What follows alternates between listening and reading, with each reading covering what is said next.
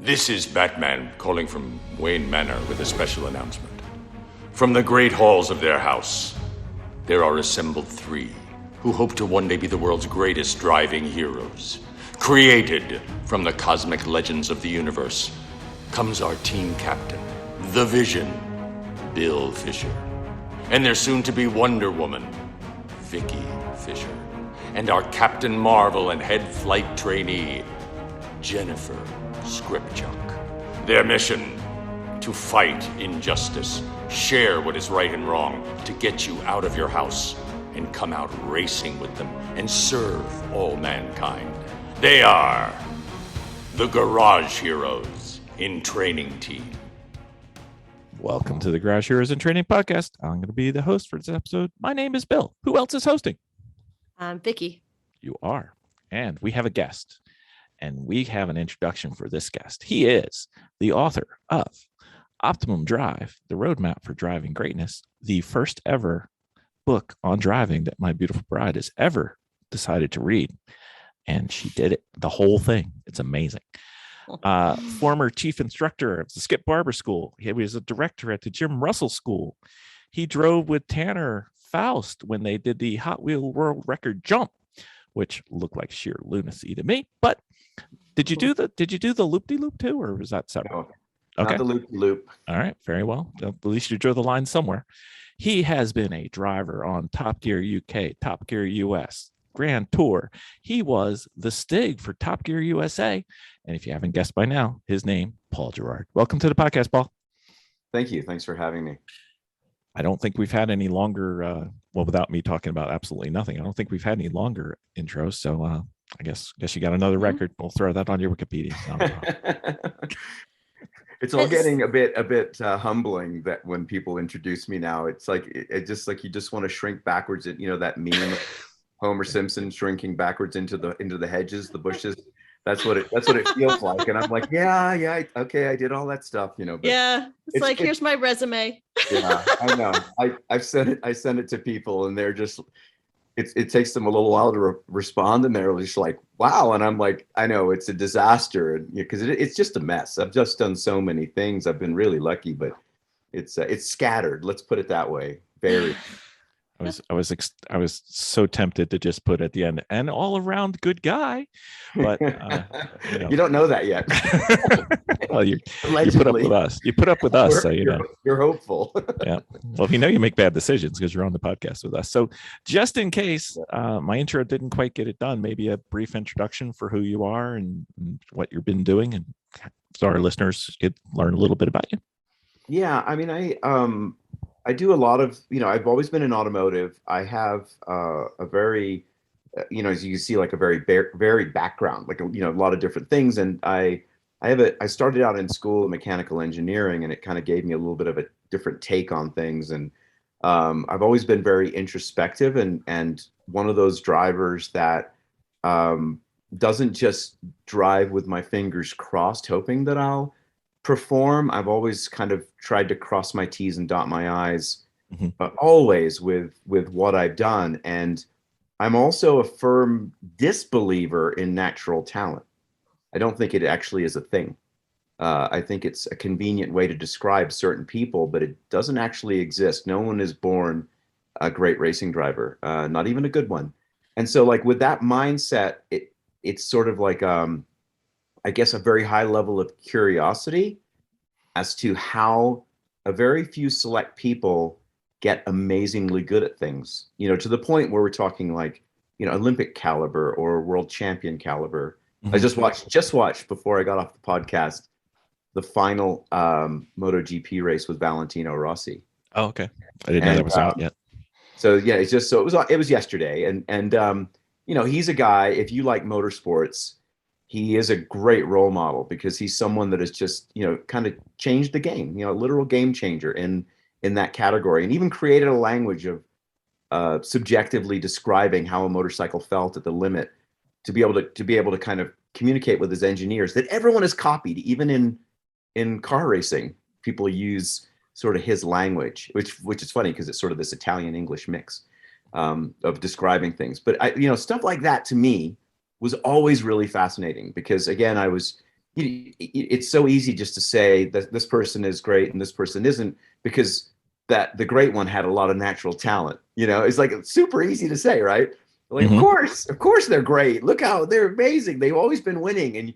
But I think it does people a huge disservice to say that, because it minimizes or doesn't acknowledge the amount of work that they put in to achieve greatness, which is true of anyone I've met that have reached that level. Right. And so that's the kind of stuff that sort of makes me tick.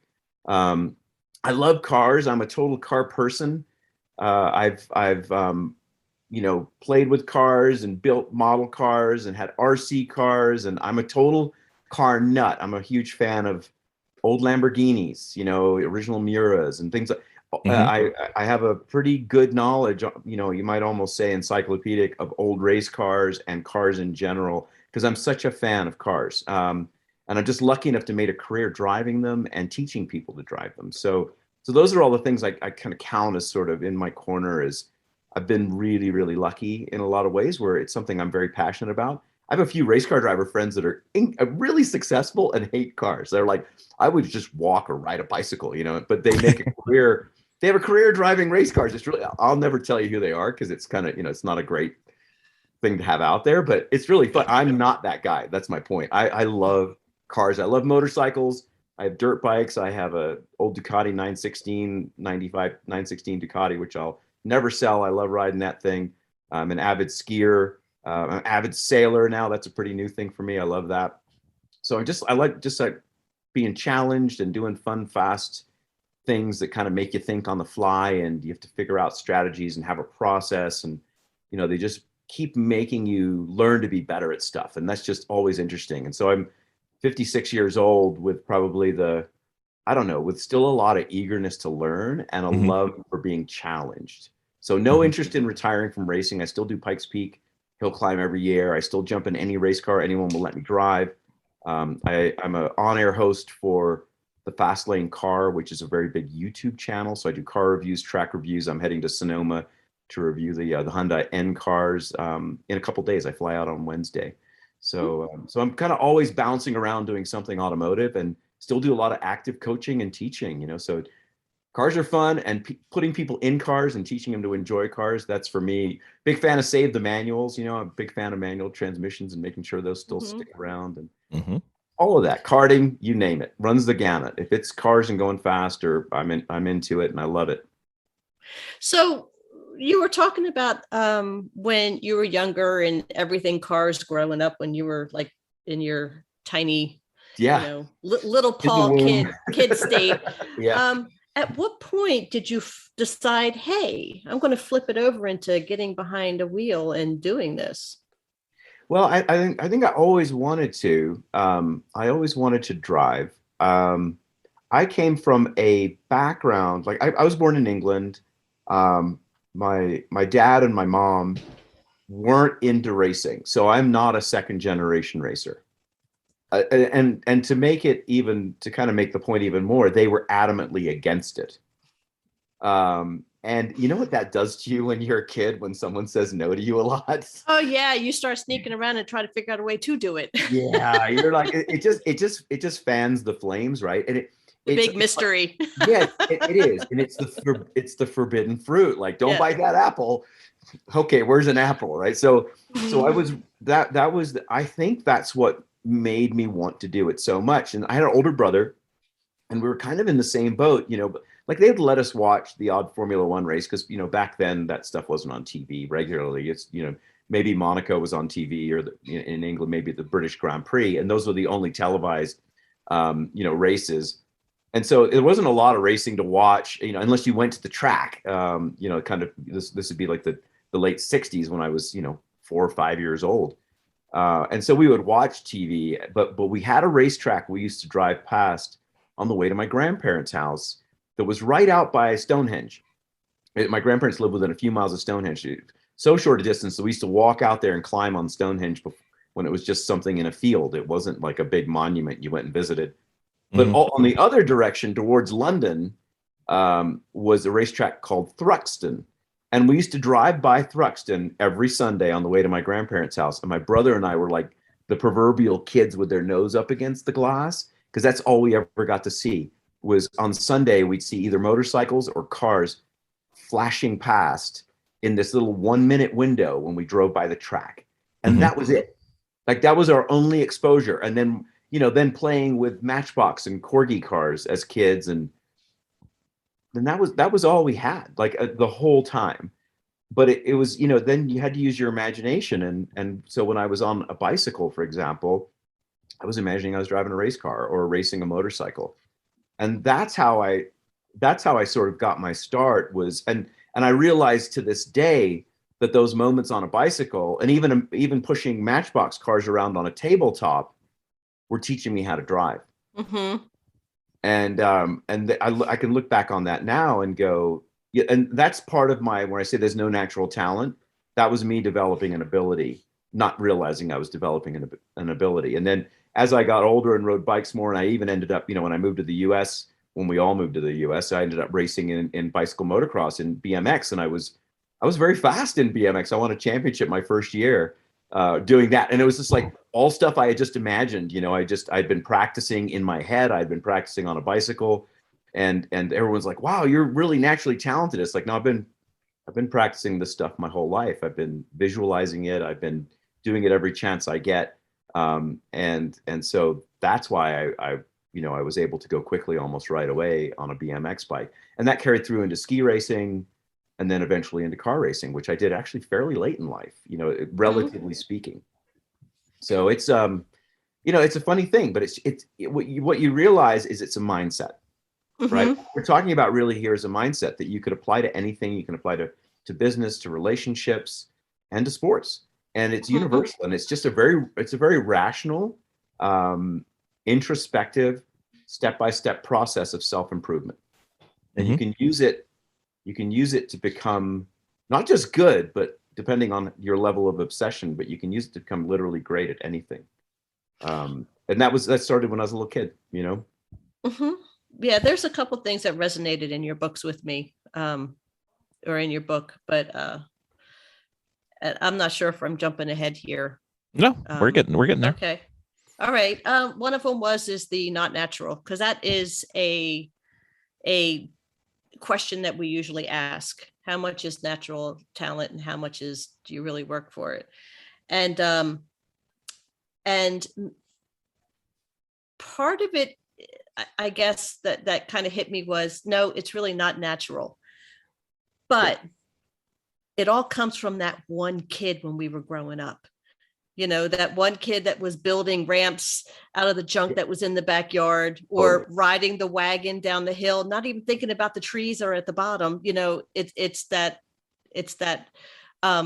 level of guts that you have to just say, I'm just going to do it. And if I get hurt, I get hurt, but then they just kind of pick themselves up because they like the rush more than they like the pain. Yeah. So you remember the good times and forget the bad ones. Right. Yeah. Right. No bad ones. Yeah. And I think that, riding the bike and you hit the gravel on the turn, realizing, oh, gravel on a turn is really bad on a bicycle, as you're in a puddle, like up against the, the gutter. But I do think that it does stem from you do.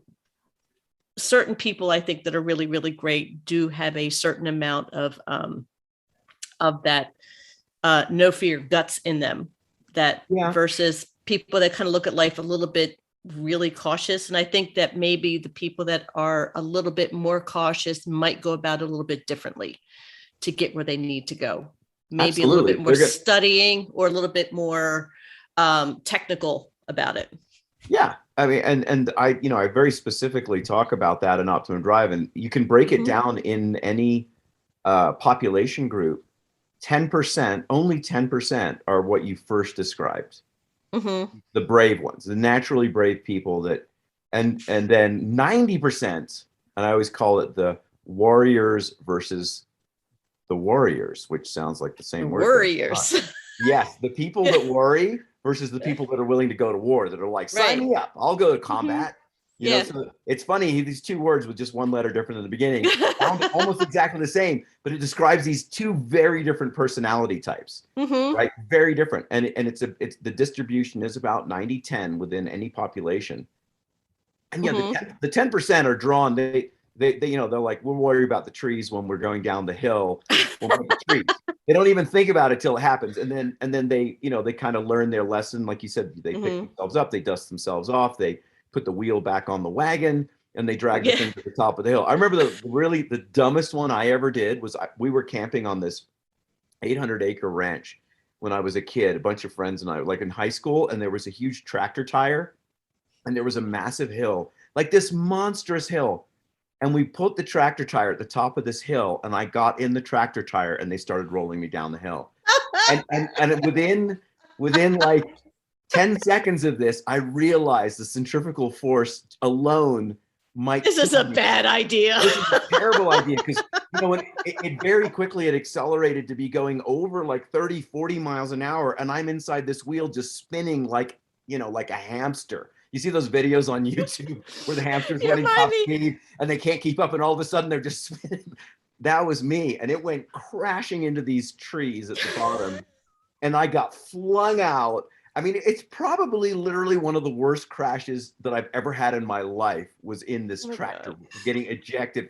And it was just the dumbest idea ever. And I did not go to the top of the hill and go, again. It was like I almost died.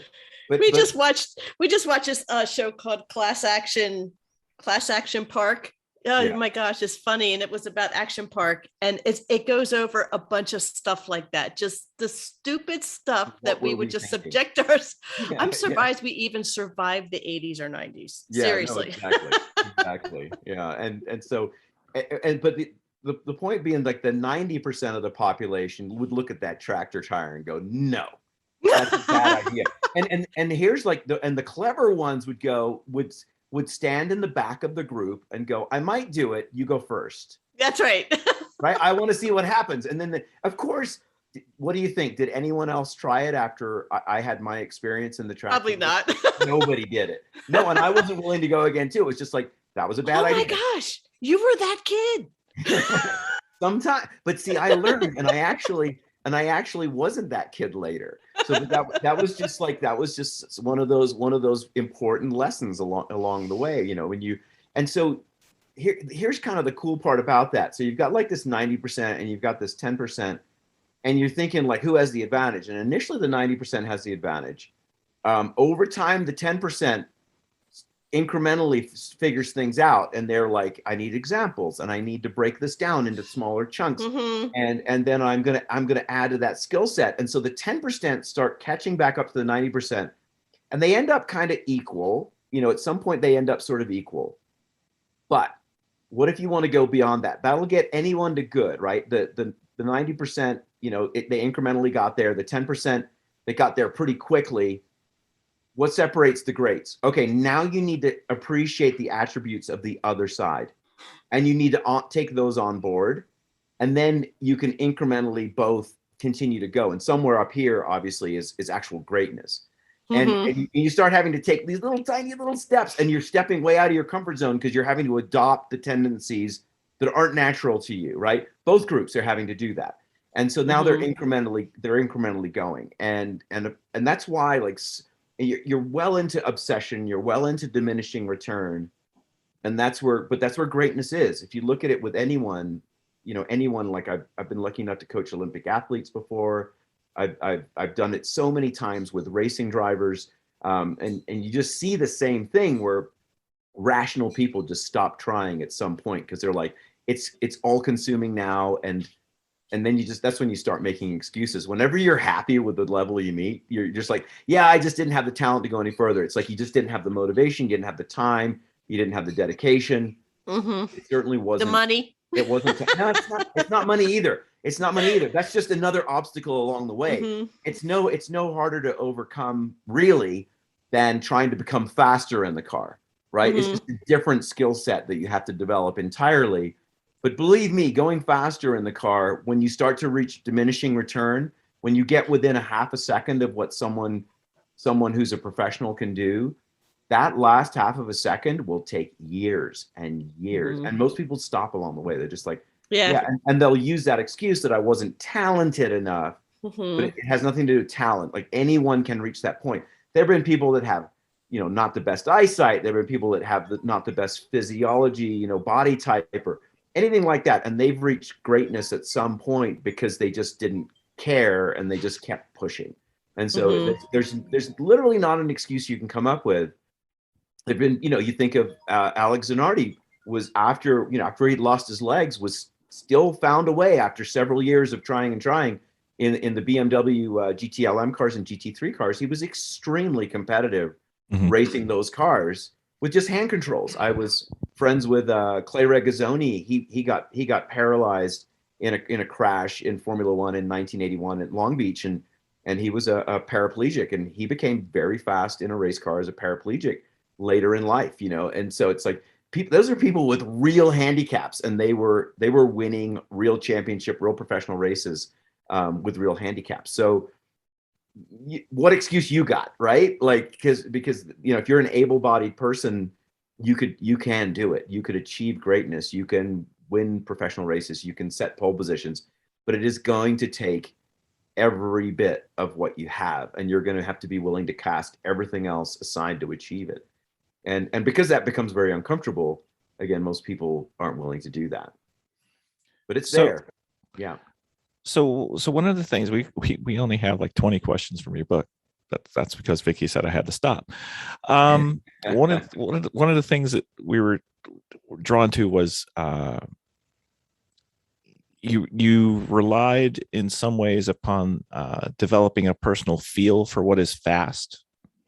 Yeah. And we'd like to know how to do that, but then there's also those times when what feels fast isn't, like the clock just didn't agree, and we were wondering about the other side of that as well, and what were some of the reasons for the error or the misalignment of those.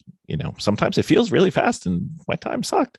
Absolutely. And there certainly are things, and what that is if you think about it, like what feels fast to you is based upon your experiences up until that point, right? So, and what you're doing is relating it to when you had a good result, what that felt like. And to you, that's what feels fast, right? Relatively speaking to who you were competing against that day. And so there's so many influences in what creates that feeling in your head of what feels fast, right? And so what you have to do is with anything is you have to go, can I trust? It's like a visualization. Can I trust a visualization? When I picture myself doing this thing, when I go and actually do it, is it exactly how I pictured it? And that's, you heard the stories in the past. People don't really talk about this much anymore, but it was an Ayrton Senna thing about him being able to run a lap in his head, shifting and steering the wheel and doing all that stuff. There was a great scene in Rush with James Hunt, sitting visualizing. Whoever, I'm trying to remember her name, Susie something, who became his wife, shows up and she's like, "What are you doing?" And he's like, "I'm visualizing." And they had this like montage of what's going on in his head with all these colors, and he was driving and so it's like, is your visualization accurate? And Senna was able to, and I've done this before. I think a lot of people have, so this isn't exceptional. It just became something that was highlighted with him. But he could do that lap in his head and run a stopwatch, and it was within a tenth of a second of the actual lap. Can't even do that in a real car. So think about that. So how accurate was his downshift in the right spot? Was his upshift in the right spot? Was he turning in the right rate? Was he imagining the corner very accurately? And if it's within a tenth of a second, the answer must be, hell yeah, that's really accurate. And if you can do it time after time, there's a really the most famous visualization story. You got to go way back for it, but it was the 1968 Grenoble Olympics. Jean-Claude Keely, who won, he won 3 gold medals. He won slalom, giant slalom, and downhill. No one's ever done it before, since, or after. And he was having trouble in the slalom. And the night before the slalom race, he was crashing in this one particular turn. And now they actually reset the course every day. So it wouldn't be possible now because they change it. But then they left it. And so he was crashing in his head at night the day before the actual run. And he fixed it in his head. He fixed his line. and he started running it with the new line he was going to take. And he's like, that's it. Went out the next day, won the gold medal. Oh, wow.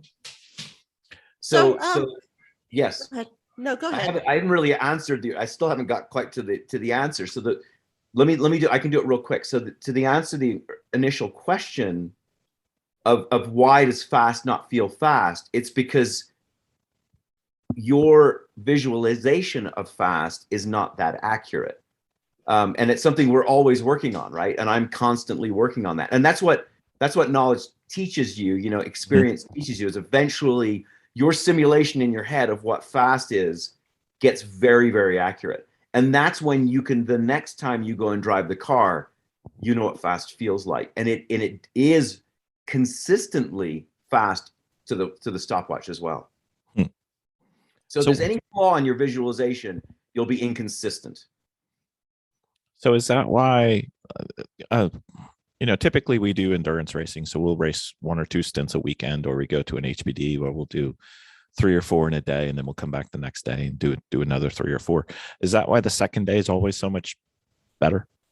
Oh, absolutely. Yeah, absolutely. And it has, all of this stuff, and it takes an immense amount of time, and like I said, an immense amount of dedication. But the trick to this stuff is I'll give you a simple quote. This is from my mom. She said, the hardest person that you'll ever be honest with in your life is yourself. Mm-hmm. And I remember her telling me that, and I'm like, that's dumb. Like, what is, it's like typical thing you'd say to your mom, or you'd think, and you wouldn't dare say. Right. You're just like, that's dumb. But I'll tell you, I went and thought about it afterwards, and I was like, I started realizing how much I lied to myself. Just to get by all day, every day. Right. The line of BS we feed ourselves. Why that's okay, and that's fine that happened, and that's just fine. Everything's fine. There's that great meme of I think it's from SpongeBob or something, but he's sitting like typing on a computer, and everything's on fire around it, and the quote is, "It's fine." Like, everything's great. I'm having a great life. Everything's wonderful. Couldn't be better. So that mindset of sort of this everything's fine, it's like it's going to be very hard to improve at anything if you're unwilling to stare something straight in the eye and go, I'm terrible at that. I need to work on that. That's a skill set that, oh boy. So if our whole existence is built upon it's fine, then good luck, right? And it's gonna be very, very difficult to achieve any level of anything other than abject mediocrity at something, until you're willing to stare yourself down and go, I have work to do. A lot of work to do. And then it's like, how am I going to do this? You have to organize it. I have to come up with a process, and you got to get to work. And so this all starts. It all starts with, it's like the 10-step program, and realizing you have an addiction problem or whatever it is. It starts with admitting to yourself you have a problem, right? And so you have to have that reality check, and it has to be honest. And this is why. Okay, this is why. So here's the funny part. And I think this is kind of it's important because people don't think about this. You can't lie to your subconscious. Right. Okay.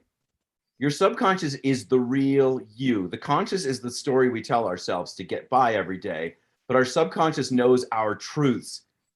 Here's the question. Who drives the race car? Your conscious self? No, your subconscious self drives the race car. Your conscious self has nothing. It's like walking. Like there are over 150 muscle contractions with all the different muscles in your legs just to walk, just to take a step. You cannot consciously walk. You can't. You'll fall over. You can't do them all in the right sequence, the right moment, at the right time. You can't do it. You can't thankfully, you can't make your heart stop. Yeah. Each subconscious. You can hold your breath for a bit, but at some point your subconscious goes, we're going to breathe now. And you start breathing again, correct? That's your subconscious. It's actually in control of you.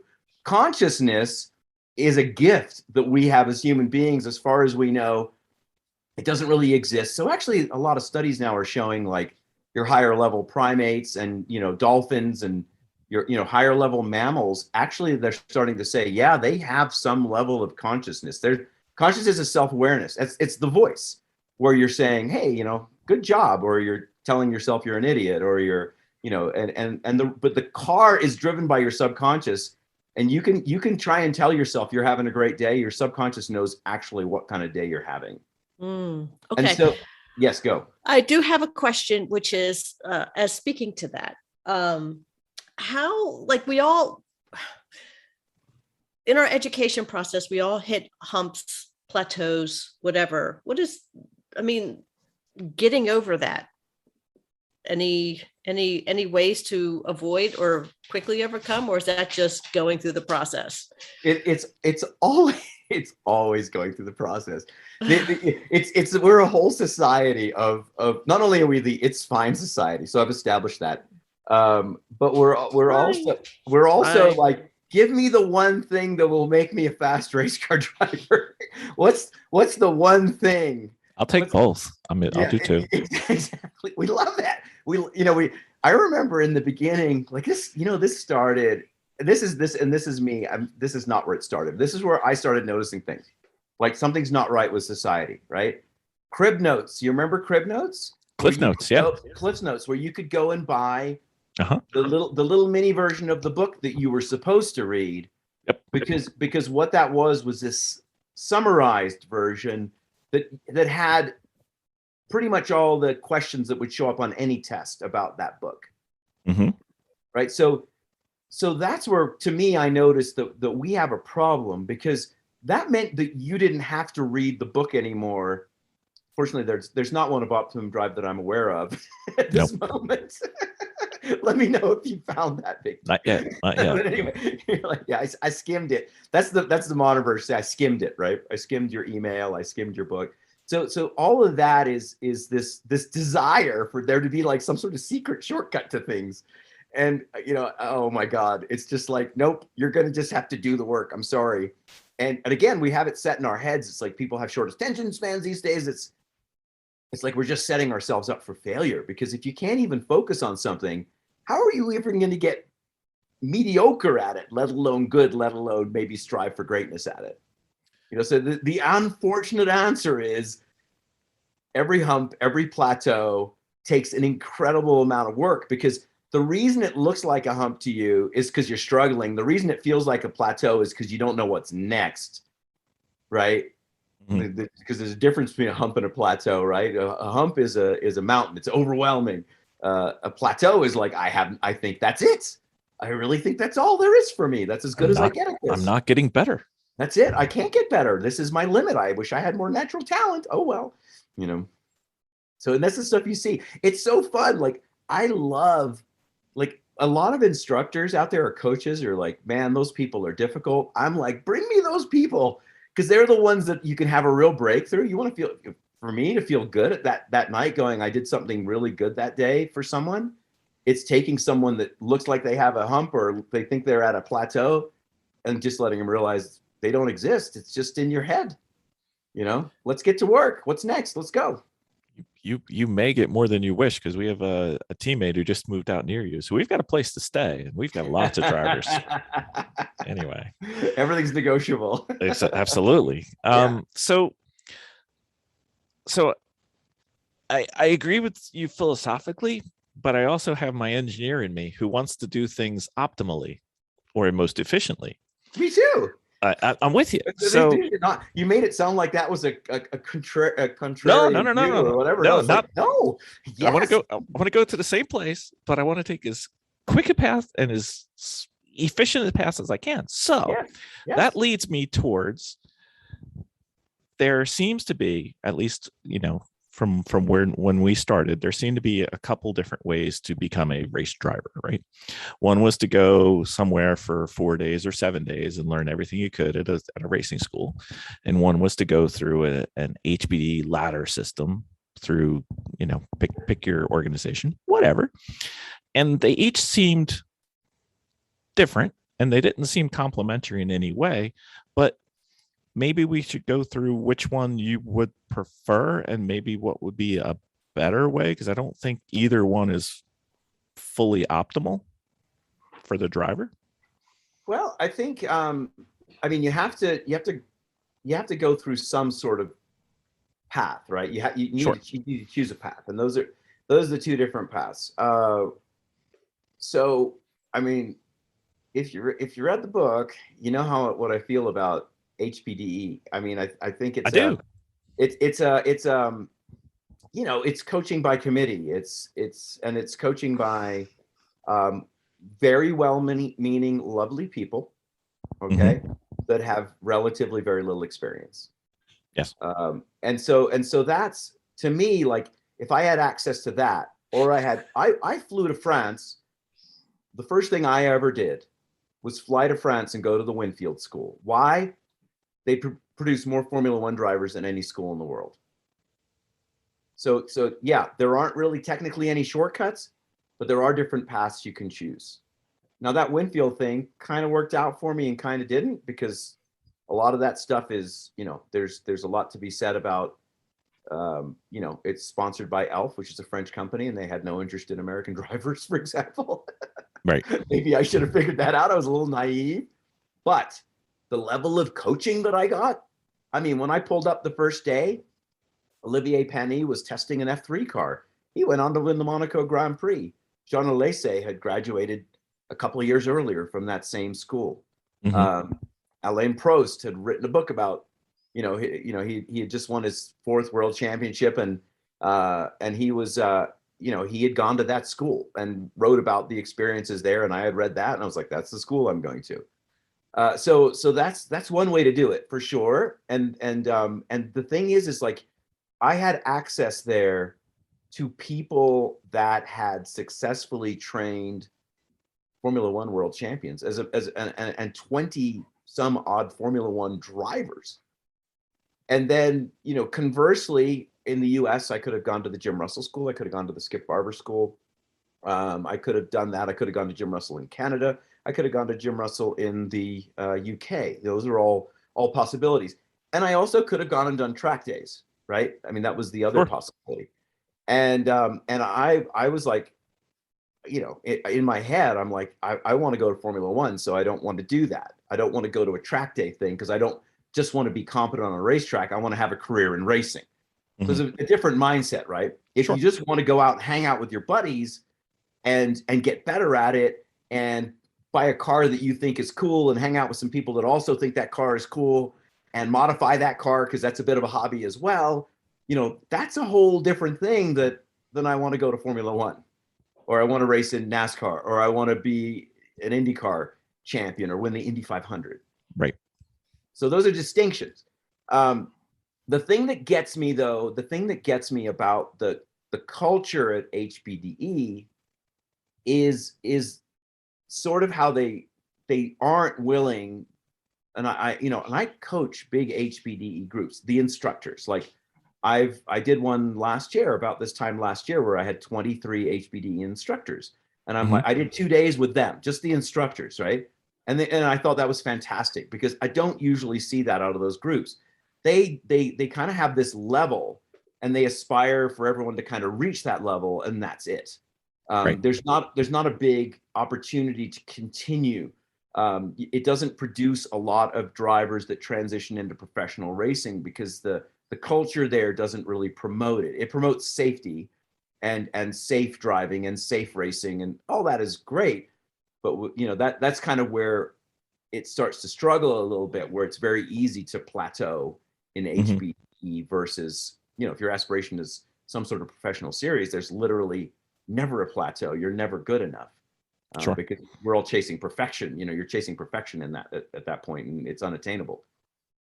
I think it also depends on what your ultimate goal is. Yes. I mean, like if you're a young kid going in and saying, I want to aspire to be, that's probably not the place for you. But then again, if you're like us and you're like 50 years old, trust me, you're not heading to NASCAR at 50.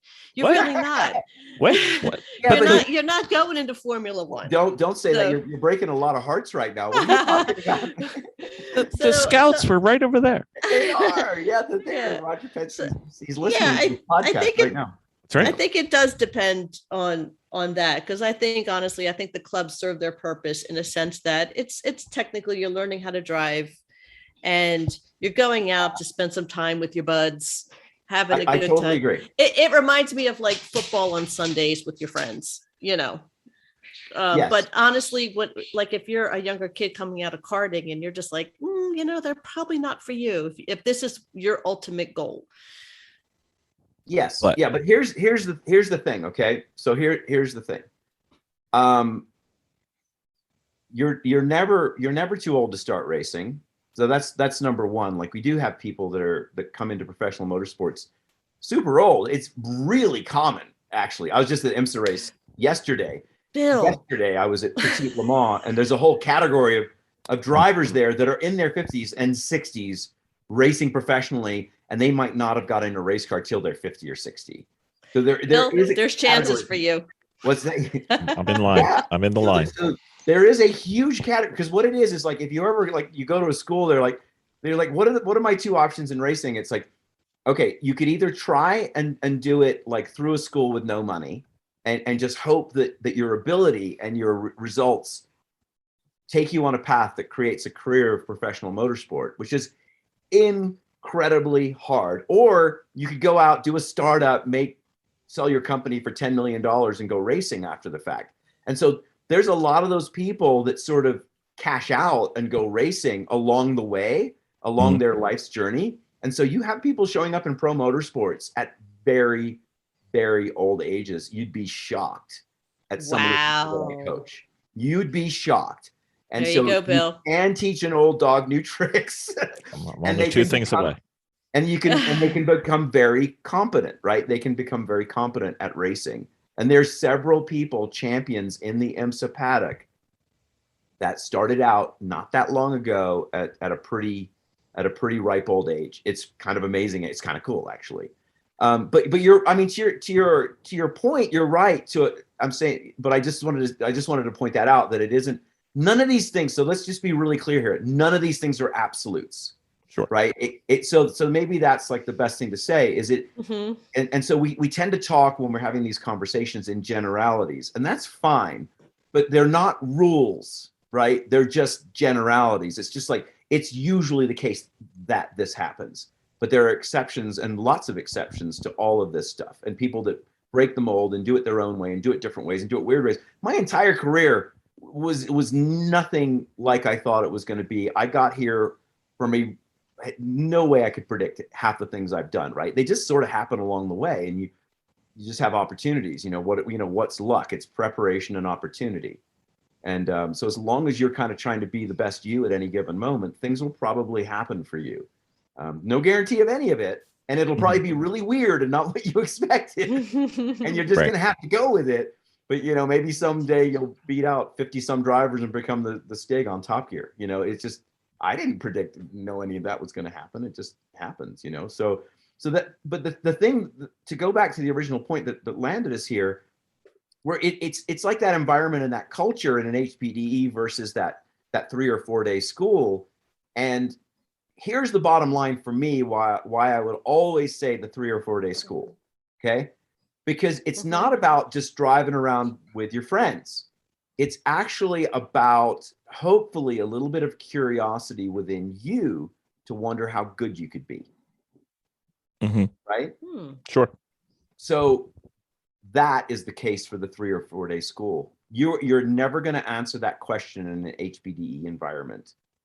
When I say never, I'm speaking in generality. It's probably unlikely because the environment doesn't foster that. It's not set up for that. It's set up for 100 people to show up on a track day and for everyone to have a good time and no one to get hurt. That's what it's designed for.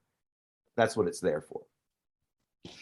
Well, one of our favorite parts of the book was when you went into vision problems that were actually due more to insufficient car control skills of the driver. Absolutely.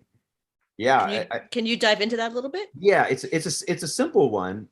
It's basically, if I'm worried about the moment, I can't plan for the future. Mm-hmm. So if you're worried about what's happening right now, how are you ever going to think or look ahead? Mm-hmm. And why would you be worried about right now? Because the car's doing something that's surprising me. Mm-hmm. They're like, okay, why is the car doing something that's surprising you? You shouldn't be in a car that's surprising you. Right. Nobody has an ability to plan for the next corner if they're in a car that's surprising them. When I say nobody, I mean all the way up to Lewis Hamilton. Right. Or Ayrton Senna or Max Verstappen. Nobody has an ability. And so then you got to drill down and go, why am I being surprised? And someone would say, well, this car is unpredictable. And I say, would Max Verstappen call it unpredictable? Well, nobody's Max Verstappen. Okay, so it is humanly possible for this car to be more predictable. It's not the car. See, you see what they're implying there. It's like, it's the car. It's not me. It's like, if I had a better car, then I wouldn't be surprised right now. So these are, remember mom telling me not to lie to myself? Yeah, I'm lying to myself right now. And so every time I'll get in that car, it's surprising me all the time. So I have this little mantra. So if you're going to be a good driver, it's really simple. And this is on the road. This works incredibly well on the road. And at HPDE, it works incredibly well too. In actual racing, it's not necessarily the truth, but it's really simple. Don't be surprised and don't surprise others. That's it. Don't be surprised and don't surprise others. So don't be surprised. There's nothing this car can do will surprise me. Guess what you can do now all day long in that car? You can plan. You can think ahead and look ahead all day long in that car. If that car is surprising you, you're missing something in your portfolio that's allowing that to happen. Yeah, look in the mirror. It's not your car, it's you. And then the other side of that is don't surprise others, which means be really predictable when you're out there. And you think about that in the context of the road, the most obvious one, use your damn turn signals. Put them on before your brake lights come on. If you're already braking and already in the turn lane, your turn signal is not doing anyone any favors. It only works if we see that first. It's like that sort of simple stuff. Don't surprise other people. Don't be surprised. And you can actually drive really, really well and no one will crash into you and you won't crash into them. It goes back to being predictable-ish. Yeah, exactly. Ish. Ish. Yeah. Ish, because you got to hold those other things close to you. Yeah. Those other moves. If you're surprising people in your driving because you're over driving and you're overcorrecting or your car's understeering and everyone seems to notice but you. Yeah. There's all those, so a lot goes into don't be surprised and don't surprise others. So how would be best fix your car control skills? What is the most effective way? Skid pads. Skid pad. See, I love that answer. I went to the skid pad and I tell you, that was twice. My greatest growth twice. It was my greatest growth moment ever. Yeah. And by the way, you're never too good for a skid pad. No. That's the important thing. Because I coach very high level people. I get contracts to coach people all the time. And usually they're in racing, they're in professional racing and they have plateaued. Guess where we go first? Yeah. And they may have championships. They got big trophies. And guess what has happened every time I've ever taken a professional racing driver to a skid pad? What do you think? Did they go out and it just kind of improved like by a couple seconds? I've never taken one out there that hasn't learned something. Wow. And they're like super sheepish about it. And they're like, damn it. Because they're embarrassed. They're like, I should know this stuff. And you're like, You're right. You should. But you get and I'll use the analogy, like if you think of the entire sport of golf, it is based on a simple swing. And you never go and you think about like you think racing is nuanced. Think about a golf swing. Oh my gosh, right? There's a whole sport just based on one motion. Right. And now all those golf clubs that get thrown is like you can't throw a car, but you can throw a golf cart. I mean, a golf club, right? I mean,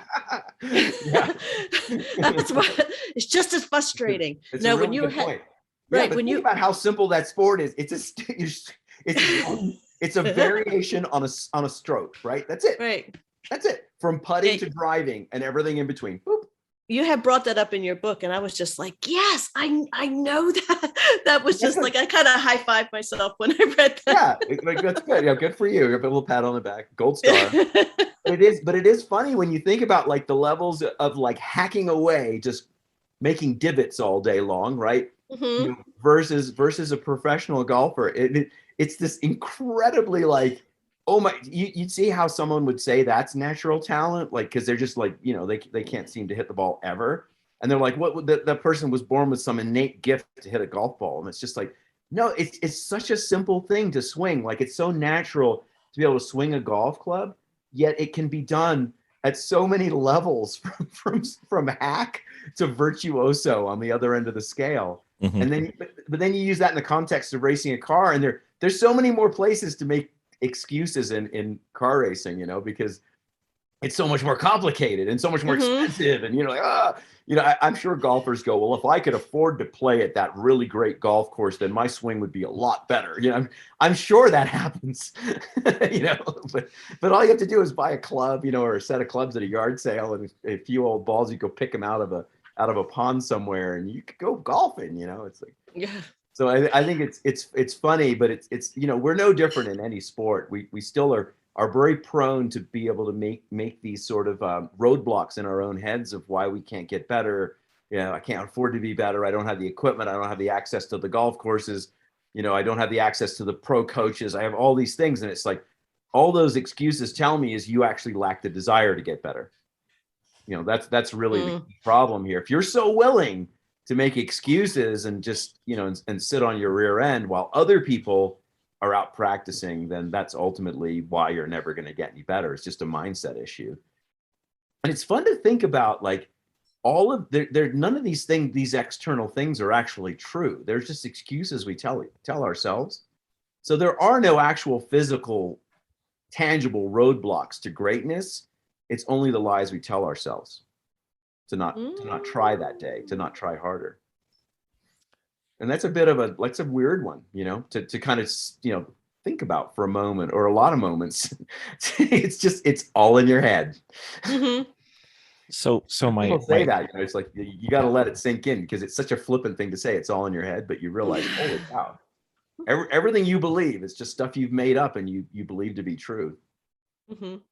And the person standing next to you has a completely different set of beliefs. That's the crazy part. You don't realize it. This is true. So my inner engineer.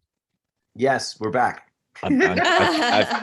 So your book was one of the few driving books that I've read. Actually, I've read your book like 6 times now. Wow. So let's pause for a second. Thank you. Yay. Overachiever. There just wasn't enough pictures. Not unusual. That is on the higher end. Usually it's 3 or 4. So 6 is pretty good. I find that with driving, as I progress, certain things will register more at certain times. Like, I could read the book, and when I first started, and I would have got like this much out of it, well, small amount. Yes. So I like to reread things or re-listen to things and do whatever I can. So one of the things that I talked to Ross Bentley about, and actually got drafted to write an article about, was an article on input variables versus output variables, and trying to focus on the input variables, the outputs will be taken care of. Meaning, if you focus on your driving inputs and your sequencing and how you're doing, the lap time or the speed will come just by doing that. And it seemed to follow similarly within your book, which is one of the reasons I keep reading it, is you seem to be focused on the process and not the output of the process, and making sure that you do things optimally, and the outputs will just, they're a byproduct of what you're able to control. Is that relatively accurate to where we're going? Maybe on the 7th read through. Okay. I've got nothing else to do tonight. No. I am 100% the opposite of what you said. I am 100% output. 100% output. There, I do talk about input versus output, but I talk about input in a very specific manner. Input is the test driver. Output is a racing driver. Yes. Okay. So it's a very important distinction. Input is, I'm going to do the same things every time. Yes. Or I'm going to vary that thing every time, because I'm kind of doing a little bit of a test on myself. Mm-hmm. I'm not trying to improve the car. I'm trying to look at what happens if I trail brake later into that corner using the exact same steering input at the exact same speed, right? That kind of, sort of experimentation. Right. And that's all good, right? That's input. So you're always kind of doing a little bit of both. But what matters, the only thing that matters, and I think here we could all agree, yes, is the output. That's the only thing that matters. What matters is what it ultimately does to the tire and the car as a whole. Mm-hmm. Right. So you're varying your inputs to optimize what the tire does. And specifically, you break it down, you like all four of them simultaneously because you're balancing the whole car and you're affecting grip. There's no way to add grip without subtracting grip somewhere else. And so that's the balance part, right? Right. So you're playing with balance to try and optimize the car for any given moment in any given corner or braking zone or acceleration zone or whatever it happens to be. You're always trying to optimize it. So the thing that matters is the output. The thing that changes is the input. That changes the output. Right. And so in a way, it's not wrong to think about input because you have to do that when you're experimenting. But the only thing that ultimately matters is the output. Right, is what it does to the tire, what it does to the car, because that's what to go back to what we were doing. That's what feels fast. When you were talking about what feels fast, it's when you feel at every phase of the corner, all four contact patches optimized. Mm-hmm. If you wanted an actual make me write a definition of what feels fast, it's 4 optimized contact patches from the moment I hit the brakes to the moment I straighten the wheel. And I have no steering input on the exit of the corner. I'm on the next straightaway. Right. That's what fast feels like, is those optimized contact patches through the entire thing. Does that make sense? Mm-hmm. So I got it right, except exactly backwards. Okay, we're good. Yeah, exactly. But you can see how the input is so important because that's your experimentation. Mm-hmm. Right. So the input is very important, and it's very important that you're cognizant of the input, but the input is only you're only changing that. You're only changing your input to vary your output, to optimize your output. So right. So that's the way to kind of think about how this input flows from your mind into your hands and your feet, and then goes through the controls down through the car, and then affects the actual vehicle itself. And the vehicle being affected affects those 4 contact patches beneath the vehicle, and then that's either faster or it's not. So right. Then you make a note. Mm-hmm. I just made a note in my head. That was, or you went back and you looked at data and you went, that worked or that didn't, if you didn't make a note subjectively. Right. And that's the other thing, is you want to have, you need to subjectively know what fast feels like, not just be able to see it on data afterwards, because so, you're always a section behind. Yeah. You're like, oh yeah, that was fast. It's like, well, you need to be real time adjusting that while you're actually driving, because we're so comfortable we're not getting surprised, so we actually can think ahead and we can look ahead, and I can adapt on the fly. You can see how it all gets put together, and suddenly you're ripping along, making adjustments as you go, optimizing the car at any given moment. And that's how you adapt to changing tires, changing surfaces, changing grip levels, changing everything, right? Because everything itself is changing. All the variables within driving are constantly changing. Every lap you put on your tire, the car's a little different, so on and so forth. So that's the whole process of you staying ahead of the car and optimizing from lap to lap, anticipating what's coming next, and being able to stay fast, right? Yeah, I think Vicky's kind of cheating the process in that she's almost become reliant upon her Apex Pro sitting in her dashboard, telling her. It just started. As of this last, no, seriously, as of this last training event, I just noticed that it wasn't in there for some reason, and I never paid attention to data before. Yeah. And I suddenly realized what it was, and now we talked in your book about muscle memory. I have a lot of stuff that moved into muscle memory now. Yeah. So now I can start taking in other information, and one of them was the Apex Pro. And now, without it being in the car, I didn't realize how much I was really relying on it. Yes. Yeah. Yep. That was not a good thing. It's not. It was like a binky. How about that? It is. It's a little like a binky. Yeah. I'm sure Andrew Rains is going to be happy you called it a pinky. Yeah, I don't know if you guys do. I have one at all. Yeah, but I was like this. Yeah, it just dawned on me going, oh, this is a binky now. I really got to fix this before it becomes a habit. And it's funny. It's like it goes back to when we were talking about car control, and then we never did. And car control is a foundational thing, and that's the trick. And I was talking about like this sort of this blunt self-honesty that you need to have with yourself. As far as this is something you really want to be better at. And again, by the way, with self-honesty, you don't have to be this moany person in front of everyone you're around. Calling yourself. What? I'm right here. This is an internal dialogue, right? So let's be clear. The people that are constant, like, oh, I'm so terrible, it's like that gets a little old as well. So, but we should be hard on ourselves. We should be, and I often say it's like if you want to progress, and but Bill was saying I want to be efficient. I'm the engineer. It's like so what you're really saying is I want to be so hard on myself that I can be as efficient as possible. I don't let anything slide. Like I'm always, and it's like if I find multiple things, I'll just prioritize them, but I'm never going to let anything slide because I am after maximum progression speed here from myself as an individual doing this particular task. Mm-hmm. And so, but you can actually become a miserable person doing that. You can become Bill. Wow. This is a recurring theme. I'm starting to worry.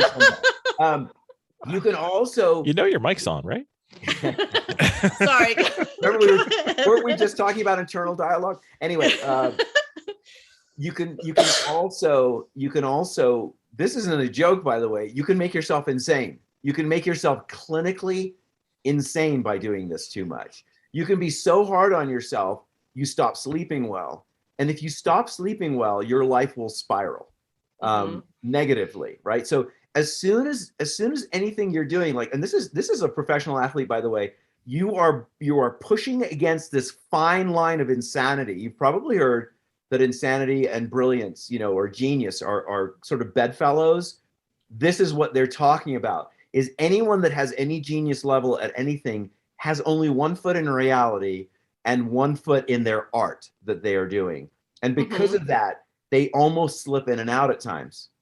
They slip in and out of reality, and that is the definition of insanity. So this is what's waiting for you if you go too intense at something, right? And this is how you burn out at something, right? Is you're so hard on yourself that, and you're not rational enough, where you have unrational goals or expectations of improvement, when literally this priority list of perfection will never be attained by anyone. It will never be attained by anyone, right? So and you have to know, like I am not the brightest bulb out there. Like there are plenty of people that pick up on things a lot faster than me, but I am relentless. I'm like, I will get this. I will figure this out. You should see me sailing right now. It ain't pretty. But it's a new thing for me, and it's hard. Like, have you ever noticed you can't see wind? That makes sailing hard because the thing that's pushing you or pulling you as you're going is invisible, and that's a problem. And so it takes a massive amount of experience to be able to read wind, right? And you only have two controls in sails. You're adjusting your sails, and you got a rudder. Right. And so it's only two controls. You got three in a race car, so you got more, and then maybe a shifter and all that. So that's a humbling experience for me, is like, I realize I'm at the very beginning of my, hopefully, journey towards being competent as a sailor. So I find that's really important, by the way, to feed yourself a little humble pie every once in a while by trying something new. Because if I only did racing my whole life, I'd probably be a jaded, miserable person to talk to, because I'd be just like, well, I don't know why you're not good at it. And by the way, I know a lot of coaches like that, a lot that are like that, because their lives have only been racing. And so they have no empathy for a beginner, because they've forgotten what it's like to be a beginner at something. Right. So that's an important, you've got to have that empathy, and that comes from humility, and that comes from you not remember, if you've got to do multiple things. It's like the great Mark Twain vote that says to get rid of bigotry and bias and, all those negative things in our society. The simple fix for that is just go buy some plane tickets and go visit some other cultures and realize there are no bad people on this planet. They're all just trying to get by, do their own thing, raise a family, keep them safe. maybe buy it, kind of work your way up the economic ladder in their particular culture or society. Everyone's just trying to do that. And they're all really nice. And I've been lucky enough to travel through racing everywhere. And I couldn't agree more with that. Like, they're no bad people. They're bad people in every culture. We have them, they have them, but general society are just trying to get by like the rest of us. There's no evil people trying to kill us or, anything like that. Those are just the tales we're told. And all of that sort of humility and stuff is very important if you're going to be accurate with being honest with yourself, for example, right? Like all those things have to come from a good place, a rational place, a fair place. And that includes how hard you push yourself and the goals you set for yourselves, all those things. And if you do that very humbly and very realistically and very rationally, only good things will come from it. Mm-hmm. I'd just like to point out that every single thing that you said there, not only being accurate, but everything you said there was the only time Vicky didn't say my name is when you mentioned the word genius. I just want to point that out. I like that. I go on this big, long, we are the world moment, and you come up with that. Yeah. There's definitely a since we're a couple of like almost 25 years, there is definitely a dynamic where we really can't be in the car together for training or learning or. Yeah. I was just talking to a good friend of mine, and I was talking about his wanting to train his kid, and he's like, well, he won't listen to me, and he's a really good driver. It's like, oh yeah, sometimes you have to, there's a dynamic. You could be saying the exact same thing. Yeah, exactly. And it's you're completely but different. You're the idiot that got your head stuck in the toilet 5 years ago trying to unclog it. Mm-hmm. Pretty much. So your credibility is somehow it's always shot. It's like there's never. Remember that time? Yeah. Remember that time, Bill? You drove into the garage with the bikes on top of the car. Listen, I got some on you. So if we were to go this way, Paul's gonna be a counselor for the rest of this podcast. Has got a lot better. I need you guys to lay down in couches now, and I'm gonna get you through this. All right, very well. Yeah. We've just gone to our longest podcast ever. Yeah. Anyway, Therapy, name of my new book. I can welcome my first guest on my podcast. That's right. On their podcast. That's right. On their podcast. The best part is you don't even have to edit this thing. That's fine. It's my gift to you. I probably at this point, Bill, the best thing is you do get to edit. I do. Like this is all gone. That's right. The best part is, I don't know if you have this issue, but she'll be like, I never said that. And on the podcast, I literally have it recorded, and she'll deny that she said it. I'm like, well, inside voice out something. She goes, I remember thinking it, but I don't think it was out loud. Yeah, no, it was out loud. I've just filtered so much already. Yeah, exactly. That's right. All right. That's the secret to a long-lasting relationship is copious filtering. Mm-hmm. Yes, I'm telling you, couples on the track are tough unless they're in, anyway. Yeah. I digress. So let's pretend he wrote a book on driving. Shall we? Okay, that's right. Go ahead, Bill. You guys can deal with this after the podcast. I'm out. Fine. That's fine. You just sit back, grab some popcorn, and watch for the next hour or two. That's it.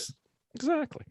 So if we were to try to, most of our listeners are, middle-aged amateur drivers trying to get better, trying to do, some of them are just trying to get better so they can have more fun at the track. Some of them are actually trying to really get better. If you were to put down, and you have your magic wand and you could write a prescription for what they would do to progress as quickly as possible, it sounds like we would go to a skid pad fairly often. Is there other steps or practices or things that they should look to work on that would get them towards being a very good to, let's say, top level amateur driver? Well, I mean, a simple thing, I think, again, and I always go back to basic sort of human psychology, right? And how we think. Because that's where it all, I've said it so many times, but each one of these questions, you have to start there. Sure. Because like, how do we get ourselves in this trouble in the first place, right? I'm a big why guy. Like, I don't just, like I said, not only do I, there is no prescription in one thing to fix something simply, which is what you just asked me, by the way. You know, what's the one thing I can do? It's like, so. No, I was saying what would be the best practices to practice on. No, and you're right. You've got to start somewhere. And it really has to do with like, you know, the definition of insanity, that, you know, where you kind of go out and you repeat the same thing over and over again and you're hoping for a different result, right? So that might be like a track day where you just go out and you're kind of doing the same thing. And, you know, that's when you're like, maybe if I had more horsepower, maybe if I had more grip, maybe if I had more of this, you know, and it's all, you know, it's not the issue. It's like, if I want to do this sort of continuous self-improvement, you know, what am I going to do? And the idea there is like I mentioned with the golf swing, is that you have to focus on your fundamentals continuously. And you have to realize it only ever will be about those fundamentals. That's all driving will ever be, is your combination of steering, braking, and then accelerating, you know, and steering on the way out of the corner. It's just that blending. And so what typically that I see, like, I'll give you an example. Like, when I had like all these instructors, I do stuff for all these instructors, and I put them on a skid pad, and I would say to them, I'm going to ride with you. I want you to tell me when the car starts understeering. Simple enough, right? When the car starts understeering. Nobody could tell me. They were well into understeer. I'm like, you didn't feel it? Like, you know, I just go in a circle. We're going 27 miles an hour. Then I want you to go 27 and a half, and we go 28 and a half. And I want you to tell me when you feel understeer for the first time. Nobody could tell me when they felt understeer. The car was they'd already added extra steering, which you're not supposed to do. And then they're starting to tell me after they added the steering, they didn't mention it then. They're like adding steering, and still trying to add speed. Meanwhile, the circle's getting bigger and bigger and bigger. And they still haven't said the car's understeering yet. And I'm like, that's a problem. And the reason that's a problem, and you probably have felt this, is an understeering car is a very unresponsive car. Yeah. It doesn't do anything well at that point. It doesn't respond to a lift very well. It certainly won't respond to more throttle. It'll just understeer grossly at that point. It won't respond to any more steering because it's already understeering. Yeah, we're already past there. If you unwind the steering, it won't really do anything because you had too much steering in the first place. And so the car feels dead in your hands.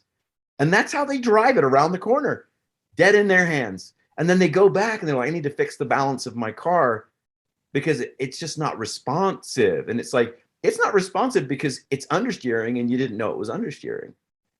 You know, so there's so much stuff fundamentally at play there, where it's like, if you can't detect understeer, you know, how are you even going to progress or get better at the car? How are you going to balance it coming in if you can't feel what the right balance is in the first place, because you've never really spent enough time driving around in a simple circle to realize that you can pick up on the cues of understeer before the car starts sliding. And that's when you should be acting and rebalancing with the brake going on the entry into an actual corner, for example. That's when stuff needs to happen. Not once it's already understeering, because once it's understeering, it doesn't want to do anything. It's just going to understeer all the way to the corner.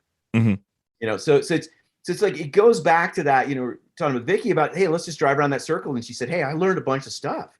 And it's like, everyone now, here's the other problem. Guess what everyone wants to do on a skid pad now? What's the cool drift, thing? Drift, baby. Drifting. So whenever I see people on skid pads, I was just at a major driving school. They weren't doing any understeer training. They were just drifting, because that's what everyone wants to do. You know, let the customers, the Fox runs the hen, you know, is in the hen house. Like, let's let the customers determine the curriculum, and they want to learn drifting. And you're like, that's not going to make it, it's going to make them worse around the track, not better. Aren't we here to teach them? Isn't this a school? It doesn't say driving experience on it. It says driving school or racing school, you know? Right. And so it's like, when you have that stuff, like in your driving, like you basically are braking. And by the way, we should talk about braking next, because that's another thing. Sure. You know, you're braking, you're turning into the corner, and then the car's instantly understeering, but you don't realize it. and you just think that's the way the car's supposed to handle through the corner, and you're waiting for the corner to end so you can straighten your hands and roll on the throttle, and you're doing all the things in your head that they say in the talk. You want to brake in a straight line, you want to think of the string, when you turn into the corner, you want to release the brake pressure as you turn in, trail brake it in, and then you want to, as you unwind the wheel, you want to progressively, the more you straighten the wheel, the more you get on the throttle. They're trying to do all that, but they're trying to do that with the car already understeering. And so nothing feels right. Or the other thing is they're trying to do that and they're not even at the limit. And the car at that point, frankly, is indifferent. It doesn't care because it's below the limit. So when you're below the limit, you can do any combination of inputs you want. And the car is like, I'm fine. I got this, because there's extra grip that you're not using anyway. And the car just absorbs that extra grip anytime you do a weird combination of inputs. And it doesn't do anything weird either. So if you're either driving too slow or with the car understeering, there's really nowhere to go from there unless you go to a skid pad and start to understand what's actually happening with the vehicle, the dynamics of the vehicle, and how you're responsible for balancing it. And from there, we can start thinking about, all right, we're going to be able to make some progress. And so that's what I see, is that people in this benign space, and you could see why that would be a huge plateau for a lot of people. And then they'll try and here's the other thing. Okay, so here's where this gets funny. So my car's understeering through the corner. I hate understeer. So what I'm going to do is get a bigger rear anti-roll bar, right? I'm going to get rid of that understeer. I'm going to teach it a lesson. I'm going to make my car super loose so that when I'm in the corner, it doesn't understeer anymore. So what you've essentially done is you have de-gripped the rear of your car. Now you've done that and you've gained balance. So you feel like you're a hero because you fixed the understeer problem with your car. And now you're balancing the car because the dang thing's trying to spin out at every corner, right? So now you feel like a hero. But you have de-gripped your car. So what's your actual corner speed now relative to before? It should be lower. Yeah. The car is slower. So you're driving around thinking you're a hero, and your lap times don't reflect it. And you're working super hard now, but your car's slow because you still don't know how to balance a car. You just have actually changed the balance of your car mechanically. And that has put you in this awkward, slow, but scary position driving your car around the track. I see that all the time. Other things, like I said, to talk about braking, is people don't push the brake pedal hard enough generally, especially initially. The initial hit has to be gargantuan, like as hard as you can get away with, like bam. I don't say initial application. I intentionally say initial hit, right? It's a hit. You hit the brake pedal. You don't squeeze it, you hit it. Right. And people squeeze it and they brake progressively. The further they get into the brake zone, the more they're braking. And when the exact opposite is supposed to happen, your hard braking is supposed to be in the beginning, and it's supposed to get lighter the further you go, because braking is degressive, not digressive, by the way, degressive. Paul, smooth is fast. Smooth is slow. I know a couple people where smooth is fast. I was just talking about one yesterday that I have driven with and ridden with. And the thing is, smooth is fast, but it takes decades to get there of professional racing, right? And that, by the way, that person's name that I rode with that actually was both smooth and fast was Jackie Stewart. I would expect him to be. Yep. And he genuinely was. Now, everyone else I've ever ridden with that's fast, I would not call super smooth. Jackie was the exception, right? So it's there's a lot of stuff kind of going on there where there's 1,000 different little phrases and sayings. Like I said, I'm sure golf has them all too. Sure. Any sport is like this. That's the other thing to realize. It's like once you kind of crack this, you can go do anything. Because again, this is all about being rational and realistic, and as much about the dynamics of the race car as it is about rational and realistic about the dynamics of a human being, right? It's both. That's what we're doing here. You realize, like, if this was like, and that's the problem a lot of schools have, is they teach driving like we're robots, like we're just going to ingest this information and we're going to do it exactly. And that's the only thing I say in the book is, like, you tell 10 human beings 10 things and they get 10 things out of it. There will not, and it is 10 things out of it. 10 things. Like, no one will get the same thing out of it. We're all different. We all have different life experiences that alter our perspective. So whenever someone describes something to us, We all hear it in a different way, at a different voice, a different tone. We put emphasis on the things we can relate to. We de-emphasize the things we don't relate to. And then we end up in a weird place every time. And we're like, oh yeah, I heard that same thing. Is this what you heard? You know, and it's, so that's the filters that you have to work with when you're coaching someone. And that's why, by the way, Bill, that's why the output is important. Yes. Because the input gets filtered to such a great degree that only the output, it's the only way to measure and to realize the input was not properly inputted, you know, because the output is goofy. You're like, wait a minute, that's not what I said, you know, and they're like, well, that's what I heard. More relationship 101 right there. That is not what I said. Well, that's what I heard. So it's all about perspective. It's the old, have you seen the meme of the two people standing across from each other, and on the floor, the number 9 is painted. But if you're standing on the other side, it's a number 6. And you sit and argue all day long about whether it's a 6 or a 9, and you're both right. It's just a matter of perspective. All it takes is one of you to walk around and go, oh yeah, it is a 6 from this direction, or it is a 9. You know, that's the issue. The old 6-9 argument is in the crux of it all. Yeah.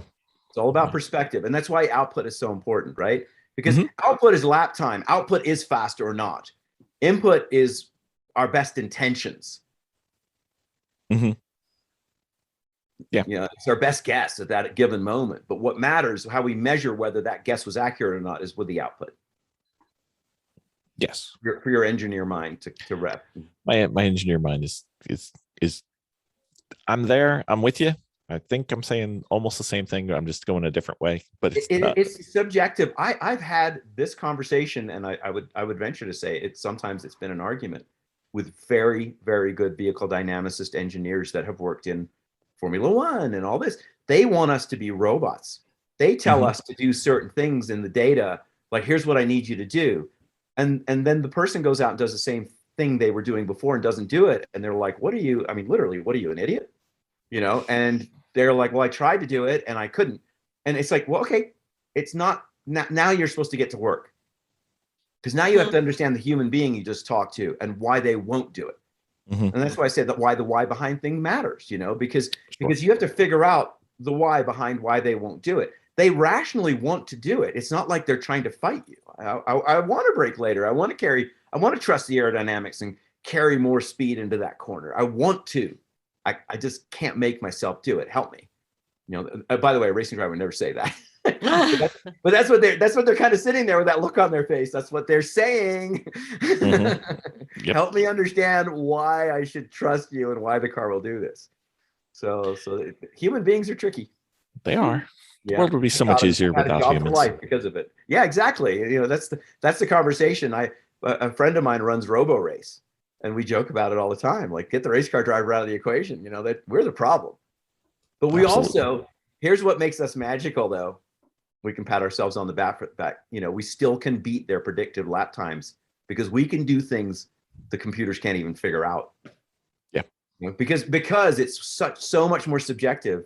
It's like if you think of the supercomputers, like, you know, Big Blue and, you know, all the computers, and they can beat a human being in chess, but they can't drive a race car better. And the reason is driving a car, the feel is so subjective. A chess is, you know, however many it is. I think it's 4 billion potential moves in chess, but it is still a finite amount of moves. Well, racing a car is infinite because it's subjective. You know, balancing that car at any given moment, you can still break it down a little further, a little further, a little further, a little further. And that's eventually you're breaking it down more than the computer can, and you beat them. That's what human beings can do. We're organic supercomputers, as I said in the book. You know what human beings can also do? Everything they wrong. Can write in fan submitted questions to our podcast. Like right now, are we live somewhere? I have questions. They wrote in. Okay. So did you make this up? Is this true? Are these real people? No, these are real people. They bots that you bought? No. We have a single flow of cash in this podcast, and it's always out. And I didn't feel like paying for any bots, so we actually got real people that did this for free. That sounds like a real racing endeavor. It is. Cash flows in one direction.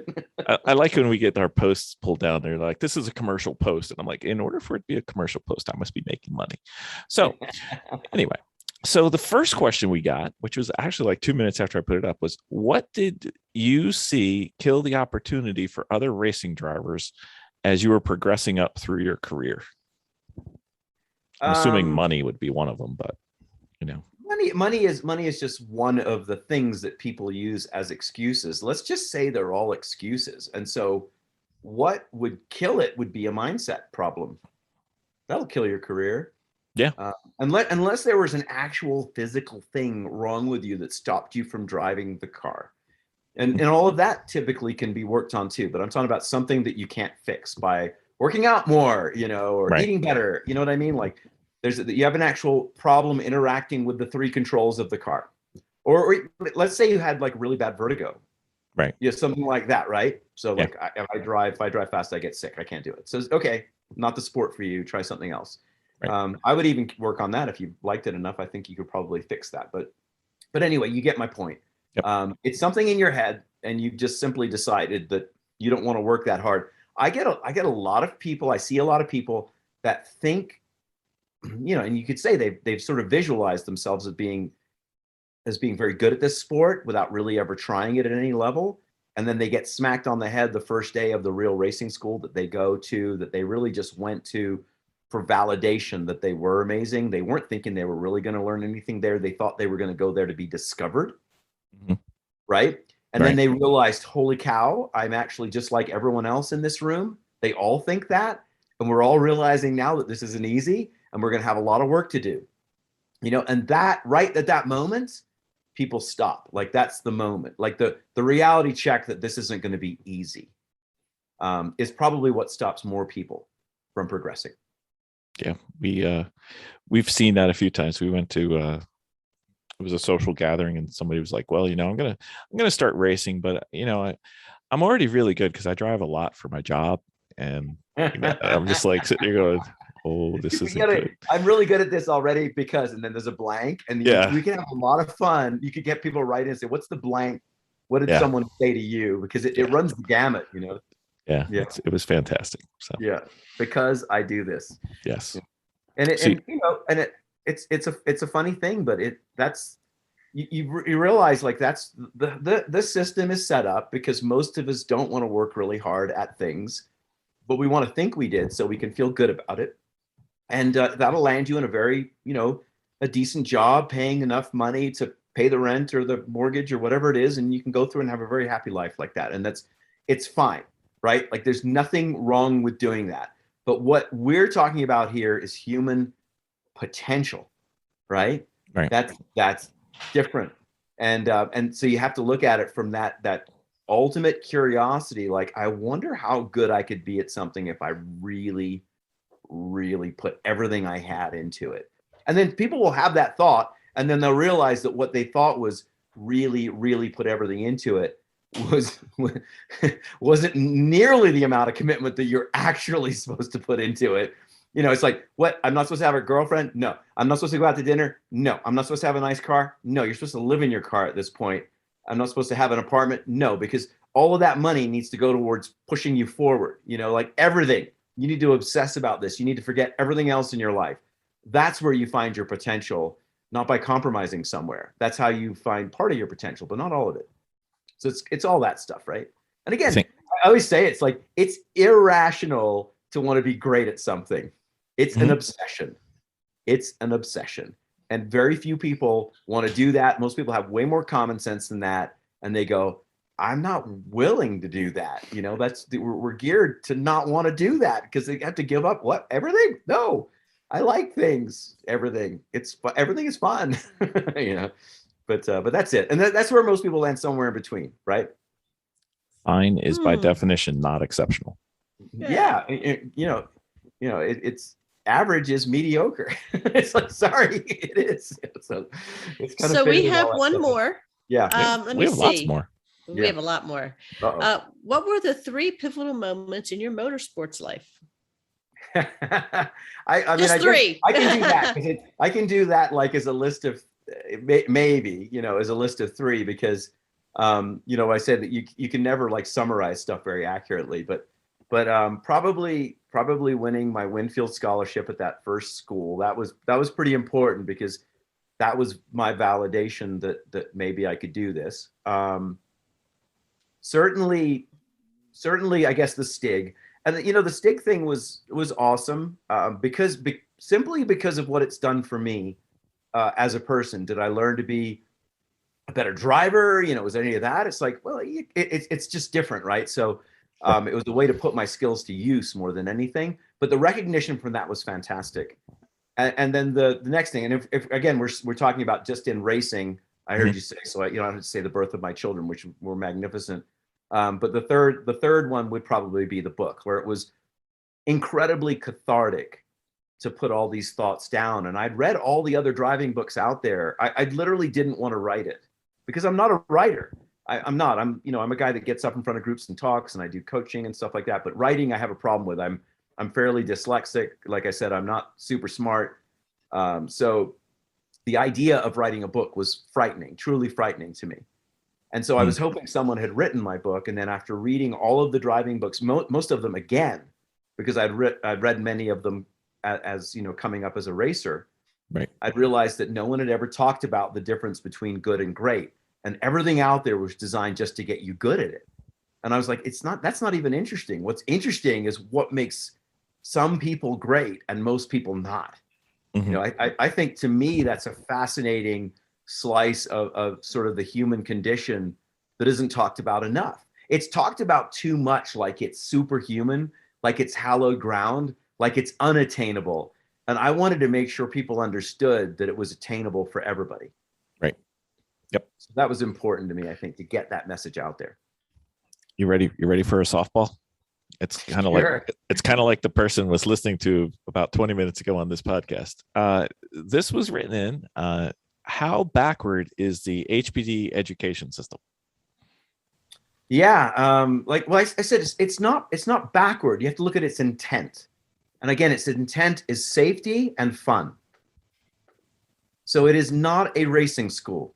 Okay. So you could say it hits its intent perfectly, but you could probably also say it misrepresents its intent to get people into its system.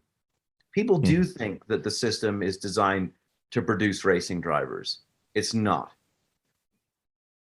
There would be a lot more racing drivers. Exactly. Yeah. Again, it's have fun and be safe. Yeah. With a car on the track. And that's a very different intent. Miss Vicky? Another one is, I'd like to know why racers seem so resistant to coaching as a method of skills development. Bill, help me with this question here. No, I get it right away. I've got it. Okay. It's true. Like a lot of other sports, coaches are normal, but racing drivers. So I will answer by saying, actually, a lot of racing drivers have secret coaches. It's just thought of as weakness to say you have a coach. Oh. So it's a thing, there are a lot of coaches in racing. It's just a secret. But they're natural drivers. The sign of weakness. And there is a paragraph in the book. Remember how I said where you just pretend the wry smile. You're like, no, I'm just good at this. It's not that I'm out in my shifter cart 24/7 when I'm not racing. That has nothing to do why I'm good at this. It's because I'm just good at this. That's what you want people to think. The actual fact it's the duck, right? You're calm on the exterior, but under the water, you're paddling furiously. That's what you want people to think about your racing, because then that's intimidating to think this guy doesn't have to work at something I have to work at. That's that's intimidating, right? And that's exactly what you want. You want to intimidate them. Racing is a manipulation game. It's that pedestal thing, right? It's gladiator school. It's dog eat dog out there. It's modern combat. It's a way of sort of having civil warfare, within a group of people. We're out there fighting with each other, and there's huge risks involved. So to try and manipulate the other person, whether in the car or out of the car, is just part of the sport. So no, I don't get any coaching ever. Why would I? I'm just so naturally good at it. It's tough being this good, but someone has to do it. Exactly. Now I'll be taken out of context and everyone will say that guy's arrogant. That's okay. Meanwhile, I learn from everyone. Here's my secret. Sure. Like I can learn from someone with zero experience who I take on a skid pad for the first time, because again, like you need that little smack to the back of the head. I always joke that my wife has to hit me in the back of the head at least twice a day because I just do dumb stuff all the time, right? And that's a fact, you know, that I have weird, like, yeah, that was a stupid thing to think of or to say or whatever. And so to see someone in the very beginning just trying it, either showing up with a bunch of arrogance or a bunch of humility, there's something to be learned. I probably have been on a skid pad because all the stuff I used to do with BMW, it was a huge amount of people. So no joke, it's been tens of thousands of people over 30 years. I've learned something from any of them, every one of them, and I continue to. And I think that's awesome. So I don't just learn from drivers that are better than me. I can very easily learn very interesting things from drivers that have a lot less experience than I have. Mm-hmm. You know, you can learn from anyone. You just have to listen. Sure. Sometimes you learn a new way to mess things up and not to do it that way. Always. Yeah. You know, it's funny though. Like I love hearing people's approaches or descriptions of things. I think it's fascinating because they relate it to their own experiences. So like when they feel a car slide or not slide, or they say something about, you know, our instinct is to steer in, to understeer when it doesn't work, even though it's an instinct, because, you know, 99.9% of the time when a car, or 100% of the time when the car isn't understeering, steering more does work. It's just this one time and when it's understeering that it doesn't. So of course you're going to try it, you know, and you're going to do it completely subconsciously because you've trained your subconscious to do that through the whole, you know, your entire time you've been driving a car. So but it's interesting to hear people like relate that to things. I love that. Like I love people's stories because I'm telling you, like, perspective is everything. The 6-9 argument is everything. And so listening to other people's perspectives is how you grow as a person. I firmly believe that. Okay, this one's aimed at endurance racing. So it starts off. It's a long answer then. I know it could be. Where are you? I'm going to have to go because I have a guest coming in and I have to go meet them real quick. So Bill's going to finish up the interview. Okay. Okay, Paul, it was so nice to meet you, and I hope we can do this again. Sure, anytime. Okay, for me. Thank you. You've been downgraded to me. Sorry. Wow. Okay, I got to go too. I know. It's all about Vicky at this point. 100% of the time. So for endurance racing, the question started off with tailoring the car to the driver or the driver to the car, and how best to balance, and any tips or guidelines that you might have. Because I think the assumption was you've done quite a bit of endurance racing. So, you know, they're trying to see what your thoughts were. Favorite question ever, because could you believe that neither of those are the answer? Really? Yes. I love having questions that have no answer. Everyone, the engineer, okay, assuming there's a separate engineer that's setting up the car, but I know that's like not the case, but nope. Just to distinguish that, and the driver set up everything to what the tire needs. The tire is the king. The tire is in charge. Mm-hmm. So race car setup and driving style is adapted to tire needs. So both should adapt to the tire. Both should adapt to the tire. Optimize the tire, optimize the car. Yeah. What about, I know some people will say that I might be using the wrong terms, but a balanced car gives a driver more sense of stability, or I'm not sure if that's the right word, so that they're more comfortable with behind the wheel and more comfortable pushing the car. Is that something you would agree with? Driver confidence, right? So yeah. Yeah, I mean, here. Okay, so let's break down the tire thing a little bit further, and boom, we land right where you're at. Mm-hmm. It's 4 contact patches. Yep. Correct. Our goal is to get from point A to point B. Let's say we want to double, triple, quadruple, quintuple stint these tires, and we don't want to wear them out. We want to go fast because we were trying to win a race. Mm-hmm. Think of Le Mans, you know, and Michelin and that sort of thing. Mm-hmm. That is what minimizes tire wear relative to speed. You'd want them to be even. And what would make them even? maximizing the grip uniformly across all the different 4 patches. What's another word? What's another word for that? I don't know. Balance. Balance. Okay. Balance. And so there's two types of balance, right? And they work together to optimize the tire. And basically, it's the best setup you can put in your car. And let's say just for real simple math, let's say the course has 10 corners, and you can achieve very, very good balance in 5 of the corners. That'd be pretty typical, really. It's like, probably about, maybe it's 50%, maybe it's 2/3, 66% or something like that. Maybe it's 75, and because a lot of the corners are really similar, right? On a particularly boring racetrack. If the racetrack is like all over the place, like a Sonoma, or I was just at Road America, just at Road Atlanta, but Road America, or let's say Nürburgring, woo, million corners, or but speedway race, million corners. So you're going to achieve this best compromise for the car for that particular course, right? Mm-hmm. And let's say like the car will almost drive itself through those corners. Like it takes very little, trail braking or manipulation or anything, to get the car in its happy little, perfect little ideal, nearly 4-wheel drifty window through the corner where all 4 tires are doing equal as possible work as can be done through that corner, right? Which we would say, when it's in that attitude, is minimizing the wear of the tires while maximizing the grip of the tire at the same time. So that's the happy window you want the car in. But the other 5 corners require work. The car understeers in 3 of them and oversteers in the other 2. Mm-hmm. So now the driver has to try and achieve that ideal balance by varying what they're doing with the 3 controls. So I'm going to trail brake more or less. I'm going to get on the gas earlier or later. I'm going to steer in a different point or a different speed or a different rate, right? Those are all different things. And I'm going to vary those things to try and achieve that balance in those other 5 corners. So I'm going to try and fix the stuff that the initial car setup couldn't, because every racetrack is a compromise and no car is ever going to be easy to drive through every corner on the racetrack.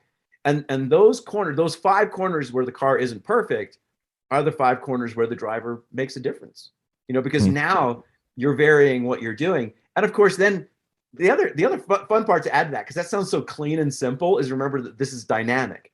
So the 5 corners that the car was perfect in the beginning of the race, it won't be perfect in by the end of the race, because the grip, the track will have rubbered up with all the race cars that were on the track. So that generally means all those corners will go more understeer. Mm-hmm. Any of the corners that were more loose will come more neutral. Any of the corners where there was understeer, the understeer would be worse. Typically as your race progresses in endurance racing, that sort of thing, unless someone throws a bunch of oil down and then you got to start all over again in that corner. But yeah, that's how it would work. And so the tire is king. Then it's car set up to try and optimize the car for as many corners as you can. And then the driver fills in the rest of the corners where the car isn't optimized. And then that's your race car.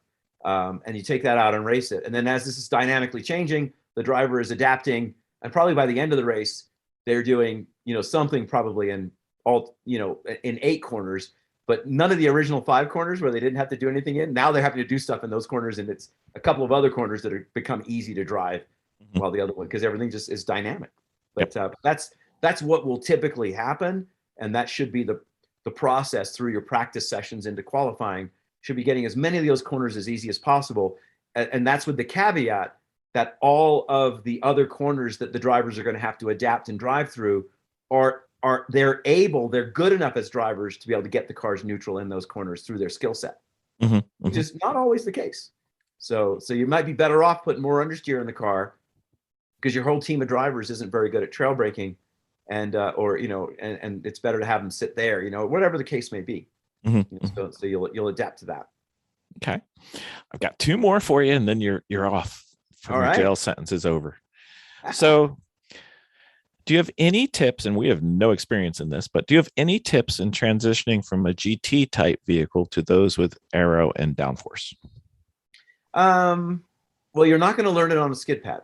So that's the thing, is aero, and aero happens to be at really high speeds. The best place to learn and grow confidence with aero is under braking, because that's the safer place to try to dip your toe into the extra grip that the aero provides you. It's also good. By the way, on a road car, don't fool yourself. There's very little aero, even when you're adding splitters and big wings and diffusers. It takes like what we would now call, what I used to say with like a DTM car, but DTM cars aren't like that anymore. But the old DTM cars that used to run like in the 90s and 2000s were real aero sedans, and that's because they were actually hacking parts of the firewall out, and they were actually really going crazy. But those cars are actually more GT3 cars these days. So the cars that are really aero, actually aero, that make real downforce, are the sort of the unlimited time attack cars that exist now, that run like in Tsubaka in Japan, or they run in, what's the track in Australia? They do the World Time Attack thing. I think it's Eastern Creek or something like that. Or anyway, like those types of really top, those cars actually will produce a couple thousand pounds of downforce. My Pikes Peak car, just to give you an idea, makes 7,000 pounds of downforce, like, more than a Formula One car, more than a prototype. So, but that's a prototype type car with no rules, so it has way more downforce. So there's not going to be like this. My point to that is not to say, wow, your car's really cool at Pikes Peak, Paul. The point is to say that the aero difference in an aero, car that's a GT car is not that great. And so you might be able to do these days on a flat corner 1.7 G, and on a car that has a bunch of aero, you might be doing 2.1 or 2.2 G. Well, a real aero car is 5.6 G car, 4.56 G car, let's say that. So you're don't just gonna overestimate. bump the aero. So it's not this massive difference. It's obviously only going to be in high speed cornering and any braking that's done from a high speed. And the braking, as I said, is the easiest place to feel that. The rest of it is incremental. So if you're going through a high speed corner at 1.7 G and you just added a bunch of aero on your car, there's a little bit more to gain there. So you want to kind of start carrying a little bit more speed into the car. Now, the obvious thing to do is to pick a corner with no penalty if you get it wrong.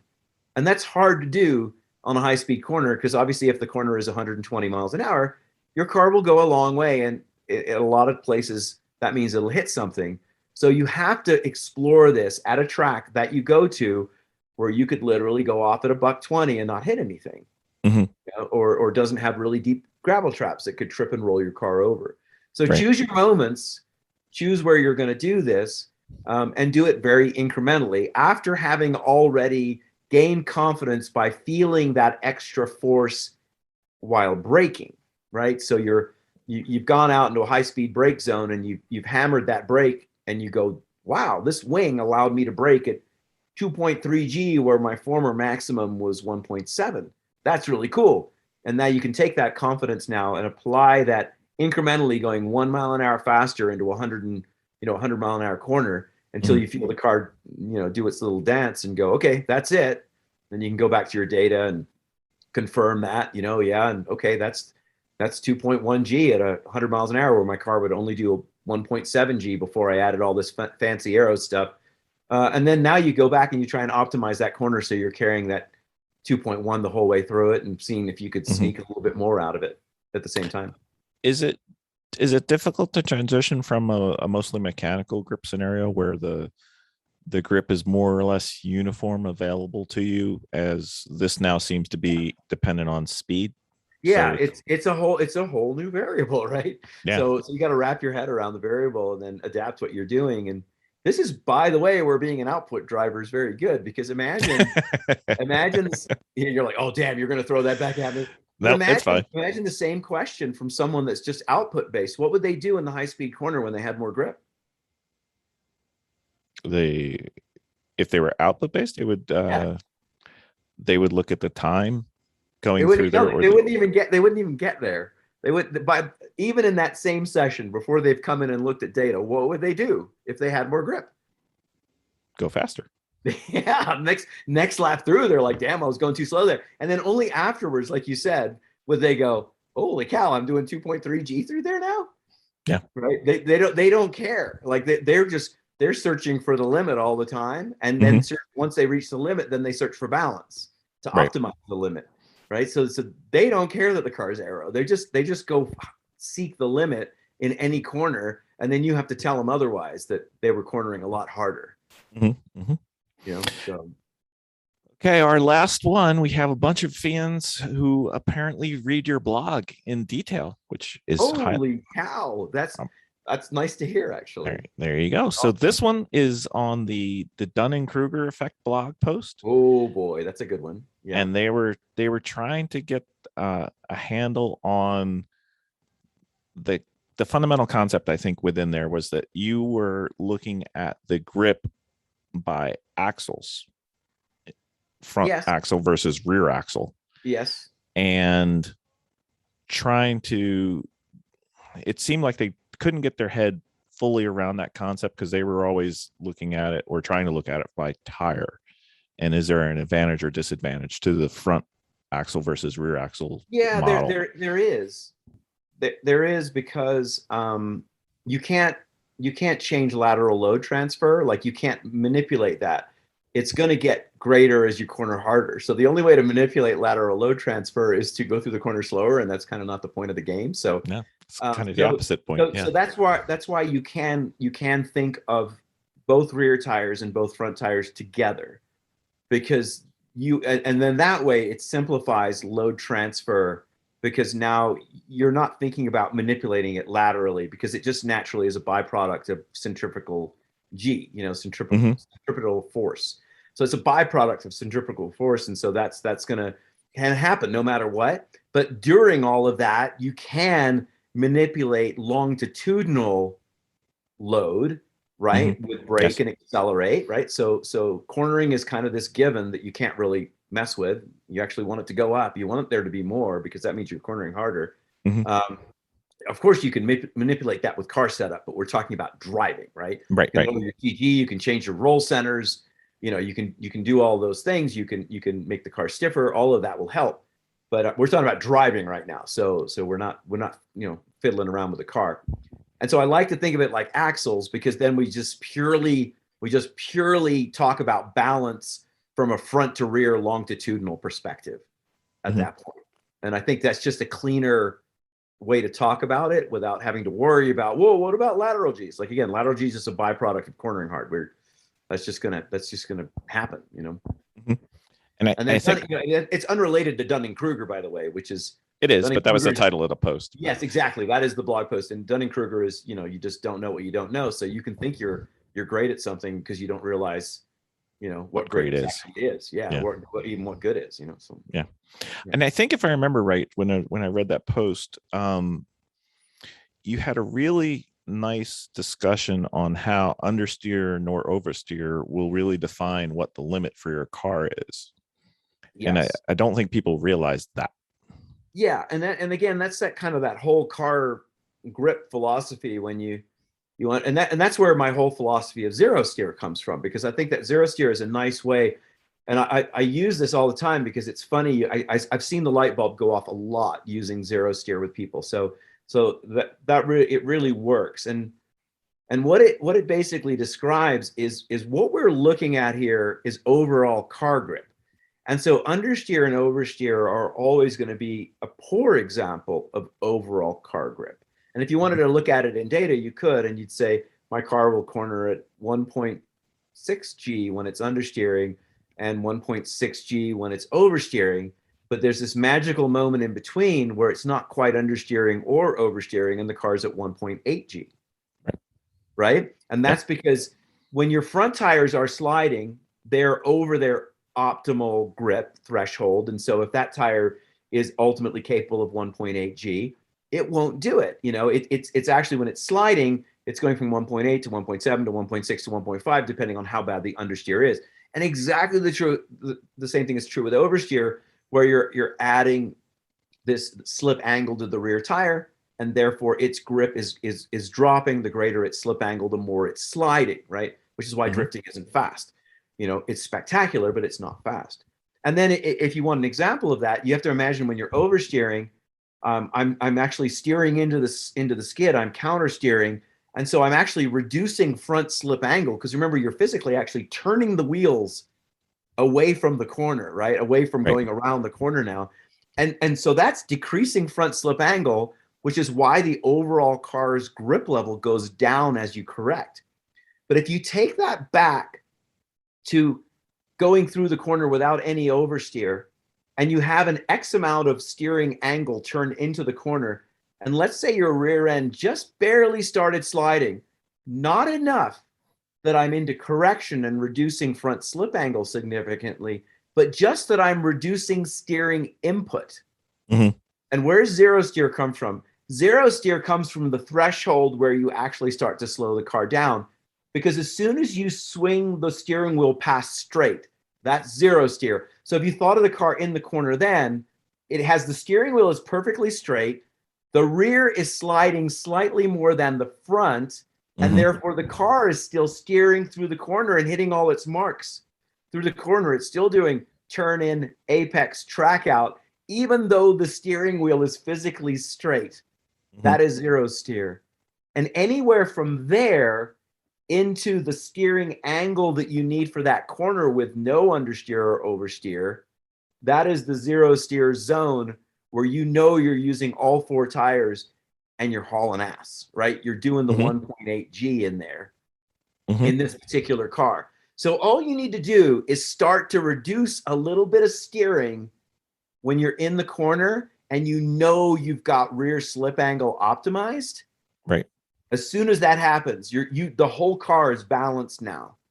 And so it is a four-wheel drift, but the technical four-wheel drift is up at the zero moment. And my point is all of that stuff happening before then, when you think in a corner, you could have 28, 29, 45 degrees of steering input, right? You could have 90, you could have 180. So the moment you're reducing 180 to 179, you're starting to use the rear of the car. And if we were to look at data, you have a well-balanced car now. And you can keep reducing all the way to zero on your steering wheel. And you'd notice that the car grip just keeps going up and up and up and up and up, right? And you're actually making more grip. And those are the people that are going fast. They're doing a little tiny bit of rear steering through every corner, whether it's a slow corner with 180 degrees of steering or a very fast corner with 10 degrees of steering. They may, in a fast corner, only be reducing tenths of a degree of steering angle to balance the car. And if you look at that on data, you'd see that the car grip is through the roof. Like that's the maximum car grip that's available. And so that's why it's nice to talk about axles, because we're talking about very fine balance. And on brake release, no kidding, this could be 1 or 2 pounds of brake pressure difference to do this, versus hard braking might be 700 pounds of brake pressure. So we're talking 1 or 2 pound variations of a 1 to 700 pound scale. Yeah. That's a very fine adjustment, right? To balance that car. And then in steering input, it's definitely in hundredths of a degree of steering input that you're playing with, and tenths of degrees of steering input to put the car in that little happy window that I call zero steer. Right. And the rate would affect it as well too. So it all affects it. Yeah. Rate, position, right? Actual vehicle speed, and then balance of the vehicle at that moment that's set by your brake release going into the corner. So again, it's infinite, which is why Big Blue, the computer, can't beat us, because just the combination of those things, it's infinite. And so you take cars that people say, this car, like the Corvette C8 I tested, almost a lot of journalists, let's just say, said the car understeered a lot. I didn't think it understeered at all. I thought it just required trail braking.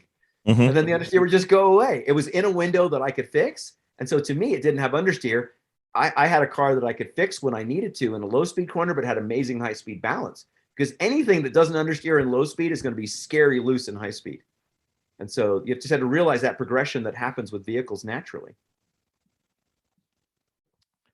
So there's very few podcast episodes where I can't wait to go listen to it, because hosting it, I can't quite pay attention to all the answers as best I would, but this is going to be one of those, and I can't wait.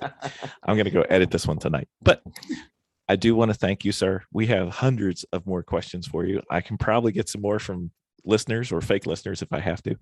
And but for those anyone, you're paying for the good bots. No, I mean, high dollar bots. Apparently I have no limit to the amount of money I've raised in racing. But for those of our listeners who want to pay attention to what you're doing, what's going on with you, is there a place they could go follow along and see the the bad decisions you're making? And well, I am the optimumdrive.com. I just did like a total boomer moment, though I'm not quite a boomer. So it's at the Optimum Drive. Let me do it again. At the Optimum Drive on Instagram, right? Mhm. At the Optimum Drive on Instagram. Yep. There is theoptimumdrive.com. That's my website, where the blogs tend to land occasionally and all that good stuff. On Facebook, I have a Facebook page that is the Optimum Drive as well, and that's fairly active. Probably the most active, because you can do more stuff on Facebook than you can on Instagram and that sort of thing. So yeah, check that out. And yeah, that kind of covers it. And I'm out doing stuff all the time. So you can reach me at theoptimumdrive@gmail.com. If you want to just email me, that's fine as well. You can also find that link on the my webpage as well. So those are all good things. I just decided about 2 weeks ago to write a sequel to Optimum Drive, because there are a bunch of concepts that are even beyond what we've been talking about, and I think it's worthy of another book. It does go way down the rabbit hole. I mean, you can see, like, I talk about driving in a far more sort of philosophical way than a mechanical way, because I know that's how we deal with the subjective. I know, being an engineer, Bill, you're probably like, this is tough because you like to have it in chunks.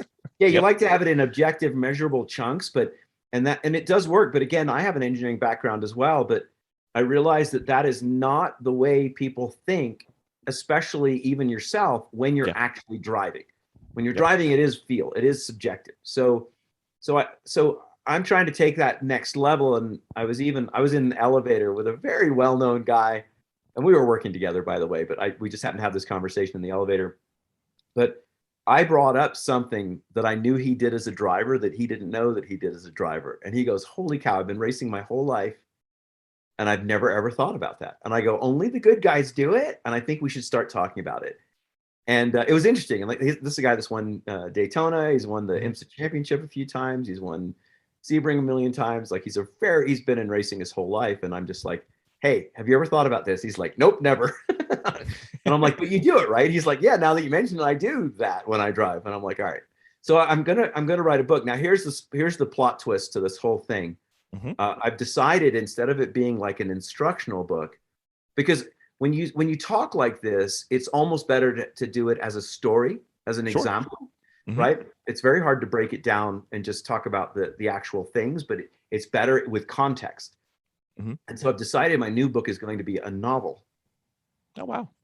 Kind of like The Art of Racing in the Rain would be the thing which I loved, but much more like a Tom Clancy trying to describe the inner workings of a Russian submarine sort of level of attention to detail. Now, again, I have set the bar well above where I can reach, because I've never written anything like this before. So don't look for this anytime soon. I would probably say 2 to 3 years it's going to take me to do this, because it is going way, way, way out of my comfort zone. To try and have it be a common, a story, a novel with characters through the whole thing. Right. But I think it's probably the best way to get this next level stuff out there. And I think, and again, you could probably tell, like I talked about with sailing, I like things that make me uncomfortable. Yeah. It's good for me to try and go there. And you may never see this book, by the way, because maybe I don't ever make it happen. But that's going to be my next thing. So I'll give that a try. That sounds fantastic. I will volunteer to assist in any way I can. I like editing, so if that'll help. Oh, all right. Yeah, you can do that. I may have to reach out. No, not a problem. And until we pester you again and you're in a bad state of mind and make a bad decision and say, "Yes, I'll come back on," we wish you well. And we look forward to following along and seeing what's going on. And as far as all the places that they can follow you, the links are in the notes. So if you're driving, don't try to write it down. It's already there. Just click on the link. It'll be fine. Thank you, sir. Thank you. It's been a pleasure. It's been great. Thank you. Have a great night. Bye-bye. You too.